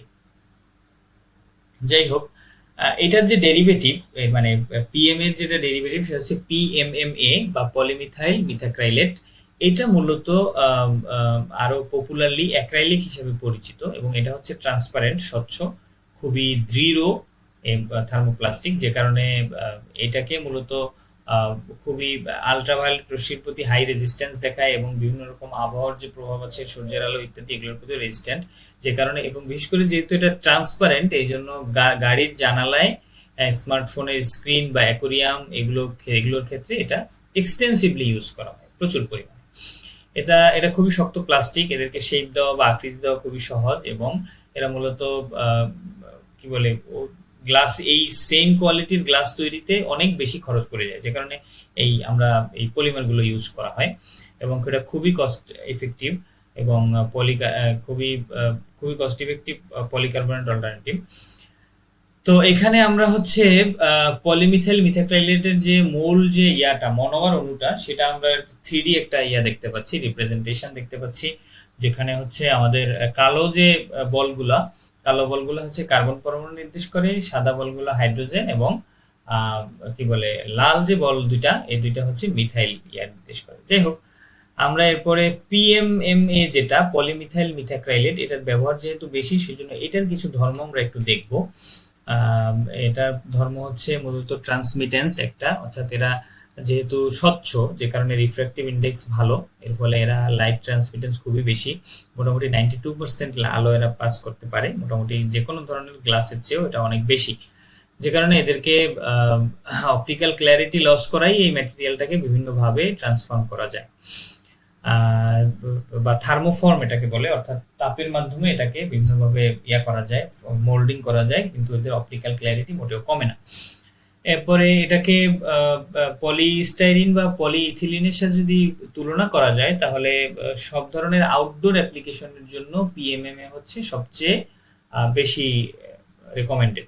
তারপরে সারফেস হার্ডনেস, এটা খুবই শক্ত, ডিউরেবল এবং খুবই হালকা, লাইটওয়েট। এদের ডেন্সিটি হচ্ছে মোটামুটি 1.17 থেকে 1.20 গ্রাম পার সেন্টিমিটার। এটা মূলত গ্লাসের একদম অর্ধেক, যে কারণে এটার খুবই হালকা হয়। তাছাড়া হচ্ছে এটা স্ক্র্যাচ রেজিস্ট্যান্সও অনেক বেশি অন্যান্য ট্রান্সপারেন্ট পলিমারের তুলনায়, মানে সহজে দাগ পড়ে না,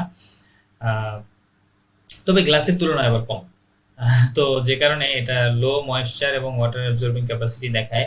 তাছাড়া হচ্ছে ডাইমেনশনাল স্টেবিলিটিও খুবই ভালো হয়। এরপরে এরা ইউভি লাইটের ক্ষেত্রে খুবই রেজিস্ট্যান্ট হিসেবে কাজ করে, যে কারণে এদেরকে ইউভি স্টেবিলাইজড করেই তৈরি করা হয়, ফলে সূর্যের আলোতে যত খুশি এরা এক্সপোজড হতে পারে, বাট এদের কোনো ক্ষয় বা এরকমের কোনো হয় না আর কি, যার জন্য এরা আউটডোর ইউজের জন্য খুবই উপযোগী। তারপরে কেমিক্যাল রেজিস্ট্যান্সের মধ্যে আছে, এরা মূলত অ্যাকোয়াস সলিউশন বা অন্যান্য ল্যাবরেটরি কেমিক্যাল দ্বারা এরা আক্রান্ত হয় না। ডিটারজেন্ট বলেন, ক্লিনার বলেন, ডাইলুট ইনঅর্গানিক অ্যাসিড বলেন, ক্ষার বলেন, অ্যালিফেটিক হাইড্রোকার্বন, এগুলো কোনো দ্বারা এরা আক্রান্ত হয় না। তবে কিছু কিছু জিনিস ক্লোরিনেটেড বা অ্যারোমেটিক হাইড্রোকার্বন দ্বারা বা ইস্টার দ্বারা বা কেটন দ্বারা আক্রান্ত হতে পারে। এখানে আমরা আবার পিএমএ সংক্রান্ত কিছু কোশ্চেন আমরা উপস্থিত করেছি, আপনারা একটু দেখে নেবেন। এবার সর্বশেষ আমাদের পলিমার হচ্ছে পলিস্টাইরিন। পলিস্টাইরিন মূলত একটা সিনথেটিক পলিমার, যেটা মূলত স্টাইরিন মনোমার থেকে তৈরি করা হয়। স্টাইরিন মনোমারে হচ্ছে 8টা কার্বন থাকে এবং 8টা হাইড্রোজেন থাকে। এটার স্ট্রাকচারটা আপনারা ছবিতে খুব সুন্দর করে দেখতে পাচ্ছেন। অর্থাৎ সংক্ষেপে যদি আমরা দেখি যে একটা বেনজিন স্ট্রাকচারের সাথে একটা ইথিলিন স্ট্রাকচার, কিংবা বলা যায় একটা ইথিন স্ট্রাকচারের এক প্রান্তে একটা বেনজিন যুক্ত, খুব সহজে যদি আমরা বলতে যাই। তো এটা মূলত থার্মোপ্লাস্টিক হিসেবে ব্যবহার করা হয়, এবং অর্থাৎ এটাকে যখন গ্লাস ট্রানজিশন টেম্পারেচারের উপরে এটাকে যখন উত্তপ্ত করা হয়, মানে 100 ডিগ্রি মোটামুটি উপরে, তখন এটা নরম হয়ে যায়, আবার এটা ঠান্ডা করার পরে আবার এটা শক্ত হয়ে যায়। যাই হোক, পলিস্টাইরিনের টাইপগুলো হচ্ছে জেনারেল পারপাস পলিস্টাইরিন বা জিপিপিএস। এটা মূলত একদম বলা যায় পিওর ফর্ম। এটা একদম ক্লিয়ার, পরিষ্কার, হার্ড এবং ব্রিটেল, কিছুটা ভঙ্গুর। তো এদের ট্রান্সপারেন্সি খুবই ভালো এবং স্টিফনেস অনেক বেশি। এগুলো মূলত ক্ল্যারিটি মূলত ক্ল্যারিটি বা রিজিডিটি যখন দরকার হয় তখন এগুলো ব্যবহার করা হয়। তারপর ডিসপোজেবল কাটলারি, তারপর ল্যাব ইকুইপমেন্ট, পেট্রি ডিশ, এগুলো টেস্ট টিউব ইত্যাদি তৈরির জন্য এটা ব্যবহার করা হয়। এবার হচ্ছে হাই ইম্প্যাক্ট পলিস্টাইরিন বা এইচআইপিএস। এগুলোকে মূলত জিপিপিএস এর যে ব্রিটেলনেসটা আছে, শক্ত মানে ভঙ্গুরতা আছে, সেটাকে এড়ানোর জন্য এটা ব্যবহার করা হয় মূলত। এটার সাথে পলি বিউটাডাইন রাবার যদি যোগ করা হয় তাহলে এইচআইপিএস তৈরি হয়। এটা মূলত ম্যাটেরিয়ালটাকে স্বচ্ছই রাখে, ঠিক আছে, কিন্তু সিগনিফিক্যান্টলি শক্ত হয়, মানে টাফনেসটা অনেক বাড়ে এবং ইম্প্যাক্ট রেজিস্ট্যান্সও অনেক বাড়ে। এগুলো যেমন হাউসহোল্ড অ্যাপ্লায়েন্স বা বাচ্চাদের খেলনা, ফ্রিজের লাইনার ইত্যাদির জন্য এটা ব্যবহার করা হয়। এরপর হচ্ছে এক্সপ্যান্ডেড পলিস্টাইরিন বা ইপিএস। ইপিএসটা মূলত লাইটওয়েট রিজিড ফোম। এটা হচ্ছে পলিস্টাইরিন বিটগুলোকে স্টিম ব্যবহার করে, মানে বেলুন যেভাবে ফুলায় এভাবে ফুলানোর মতো করে ব্লো করে এটাকে ব্যবহার করা হয়। ব্লোয়িং এর জন্য বা ফুলানোর জন্য পেন্টেন গ্যাস ইউজ করা হয়, যেখানে 95 থেকে 98% বাতাস থাকে। তো ইপিএস মূলত ইপিএস এর টোটালটার মধ্যে 95 থেকে 98% হচ্ছে বাতাস, আর বাকিটা হচ্ছে মানে পলিমার। তো এটার সবচেয়ে এক্সটেন্সিভ সুবিধা হচ্ছে এটা খুব ভালো থার্মাল ইনসুলেটর, এবং শক অ্যাবজর্বার হিসেবে কাজ করে। এর কমন ব্যবহার হচ্ছে মূলত এরা ইনসুলেশন প্যানেল, কনস্ট্রাকশনের ক্ষেত্রে ইনসুলেশন প্যানেল হিসেবে বা প্রোটেক্টিভ প্যাকেজিং এর জন্য, বিভিন্ন রকমের ভঙ্গুর যেসব দ্রব্য আছে কাচের বা অন্যান্য, সেগুলোর প্রোটেক্টিভ প্যাকেজিং এর জন্য বা ফুড কন্টেইনার বা বেভারেজ কাপ তৈরি ইত্যাদির জন্য ব্যবহার করা হয়। এরপরে আরেকটা হচ্ছে এক্সট্রুডেড পলিস্টাইরিন বা এক্সপিএস।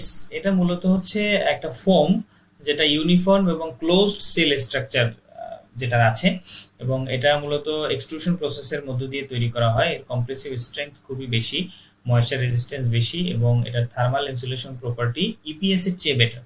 এটা মূলত এটার খুব সহজ উদাহরণ হচ্ছে স্টাইরোফোম, যেটাকে আমরা বলি, যেটা বিল্ডিং ইনসুলেশনের জন্য ওয়াইডলি ইউজ করা হয়, সাদা একটা ফোমের মতো ম্যাটেরিয়াল, আপনারা জানেন। এটা হচ্ছে এক্সট্রুডেড পলিস্টাইরিনের একটা উদাহরণ। এর প্রপার্টিগুলো আমরা দেখি। পলিস্টাইরিন মূলত থার্মাল এবং ইলেকট্রিক্যাল, খুব ভালো থার্মাল এবং ইলেকট্রিক্যাল ইনসুলেটর। এরা কেমিক্যাল রেজিস্ট্যান্ট, দুর্বল যে অ্যাসিড ক্ষার আছে সেগুলোর প্রতি এরা মানে প্রতিরোধী দেখায়। তবে বিভিন্ন রকম অর্গানিক সলভেন্ট যেমন অ্যাসিটন বা ইত্যাদি ইত্যাদির মধ্যে এরা কিন্তু দ্রবীভূত হয়ে যায়।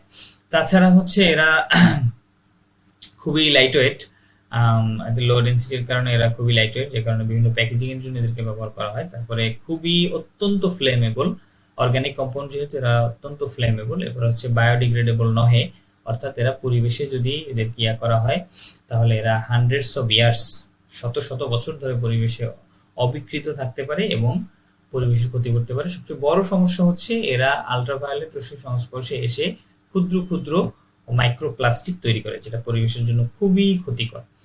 আচ্ছা, এনভায়রনমেন্টাল ইম্প্যাক্ট আমরা দেখি। এনভায়রনমেন্টাল ইম্প্যাক্ট হচ্ছে পরিবেশের জন্য ক্ষতিকর, মূলত এর বায়োডিগ্রেডেবল নেচারের জন্য এরা মাইক্রোপ্লাস্টিক তৈরি করে পানিতে এবং মাটিকে দূষিত করে। এদের রিসাইক্লিংটা খুবই চ্যালেঞ্জিং, কারণ হচ্ছে এটা ইকোনমিক্যালি খুব একটা ফিজিবল না, যে কারণে এটাকে রিসাইকেল করাও খুব মুশকিল। বিশেষ করে লো ডেন্সিটি ফোম যেগুলো, এটা মূলত অধিকাংশ ক্ষেত্রেই লো ডেন্সিটি ফোমগুলো আলটিমেটলি গিয়ে আমাদের মাটিতে গিয়ে জমা হয় বা মাটি ভরাটের কাজে ব্যবহার করা হয়, যেটা আসলে অথবা পুড়িয়ে দেওয়া হয়। তো উভয় ক্ষেত্রেই যদি পুড়িয়ে দেওয়া হয় সেক্ষেত্রে কার্বন ডাইঅক্সাইড এবং অন্যান্য সালফার ডাইঅক্সাইড সহ অন্যান্য ক্ষতিকর কেমিক্যালগুলো বাতাস দূষণ করে, আবার মাটিতে ফেললে মাটি দূষিত হয়।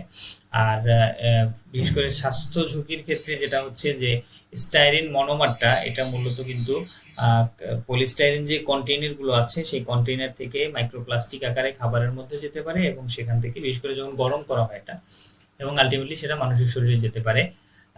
আচ্ছা, কমন ইউজের মধ্যে একটা হচ্ছে প্রোটেক্টিভ প্যাকেজিং, বিশেষ করে ডিমের কার্টন বা কি বলে আপনার ভঙ্গুর কাচের পাত্র, এগুলো প্রোটেক্ট করার জন্য প্যাকেজিং এর জন্য ব্যবহার করা হয়। তারপরে হচ্ছে থার্মাল ইনসুলেশন বা ইলেকট্রিক ইনসুলেশনের জন্য বিভিন্ন ছাদ বা কি বলে দেয়ালে এগুলো ব্যবহার করা হয়। তারপরে হচ্ছে বিভিন্ন বাচ্চাদের খেলনা, ডিসপোজেবল কাটলারি, তারপরে হচ্ছে ইলেকট্রনিক এবং বসতবাড়ির অন্যান্য ব্যবহার্য জিনিসের তৈরিতে ব্যবহার করা হয়। তাছাড়া মেডিকেল ক্ষেত্রে পেট্রি ডিশ, টেস্ট টিউব এবং অন্য সিঙ্গেল ইউজ ল্যাবরেটরি আইটেম তৈরির জন্য এগুলো ব্যবহার করা হয়। সর্বশেষ এই সংক্রান্ত কয়েকটা স্যাম্পল কোশ্চেন ইনক্লুড করা হয়েছে, কোশ্চেনগুলো আপনারা একটু পড়ে নেবেন। এরপরে আমরা কয়েকটা স্লাইডে আমরা আসলে এই টোটাল ওভারঅল প্লাস্টিকের যে ক্ষতিটা আমরা দেখানোর চেষ্টা করেছি। যেমন এখানে আমরা প্লাস্টিকের যে স্ট্রগুলো আছে, আমরা জুস বা পানি পান করার জন্য ব্যবহার করি, সেই স্ট্রটাকে উদাহরণ হিসেবে নেওয়া হয়েছে এবং এটার কি কি মেটেরিয়াল থাকে সেগুলো দেখানো হয়েছে, এটা কি কি এনার্জি করে সেটা দেখানো হয়েছে এবং আলটিমেটলি এটা পরিবেশের কি ক্ষতি করে সেটা দেখানো হয়েছে। এই ছবিতে হচ্ছে কি বলে পলিমারের রিসাইকেল এবিলিটিটা দেখানো হয়েছে বিভিন্ন প্লাস্টিকের।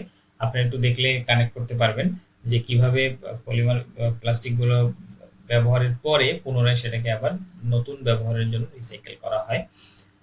এই ছবিতে হচ্ছে আমরা একটু আগে যেটা পড়লাম, অর্থাৎ পলিমারগুলো ডিগ্রেডেশন, প্লাস্টিক গুলো যেমন ক্ষয় হয়ে প্লাস্টিক পার্টিকেলে রূপান্তরিত হয় এবং সেগুলো আলটিমেটলি মাইক্রোপ্লাস্টিক, ন্যানোপ্লাস্টিক এ রূপান্তরিত হয় এবং সেগুলো আসলে লিচিং এর মাধ্যমে আমাদের পানির মধ্যে বা অন্যান্য পরিবেশের অন্যান্য ইস্যুর মধ্যে চলে যায় এবং দূষণের ক্ষেত্রে কাজ করে, সেটা এখানে দেখানো হয়েছে। এই ছবিতে হচ্ছে আমাদের আসলে প্লাস্টিক পলিউশনটা এসডিজির কোন কোন পার্টের উপরে, এসডিজির 17টা গোল আছে আপনারা জানেন, সেটার কোনটার সাথে কানেক্টেড বা কোনটার সাথে কোন জিনিসটা কানেক্টেড সেটা এখানে বিস্তারিত দেয়া আছে। আপনারা একটু সময় নিয়ে এই ছবিটা একটু জুম ইন করে পড়বেন, তাহলে এটার পরিবেশগত দিকটা আপনারা খুব ভালো করে ফিল করতে পারবেন। আমি এটা বিস্তারিত আসলে পড়াতে গেলাম না, আপনারা নিজেরা দেখলেই বুঝবেন, ছবিটা খুব সুন্দর করে রিপ্রেজেন্ট করা। এরপরে সর্বশেষ আমরা যেসব সোর্স থেকে তথ্যগুলো নিয়েছি, ওখানে এগুলো অধিকাংশ হচ্ছে অনলাইন সোর্স, বিভিন্ন অনলাইন সাইটগুলোতে আরো বিস্তারিত তথ্য দেয়া আছে। বিশেষ করে আপনার পলিমারগুলো সম্পর্কে বিস্তারিত প্রচুর তথ্য আছে, যেগুলো আসলে এই একটা বা দুইটা লেকচারে তো কভার করা একেবারেই অসম্ভব। তো আপনাদের জন্য সোর্সগুলো দেয়া আছে, আপনারা এখানে ক্লিক করলেই সোর্স লিঙ্কে যেতে পারবেন এবং সেখান থেকে নিজেদের সুবিধা মতো একটু পড়ে নেবেন। আজকের ক্লাস এ পর্যন্তই। সবাইকে আন্তরিক ধন্যবাদ। সবাই ভালো থাকবেন, সুস্থ থাকবেন। আসসালামু আলাইকুম।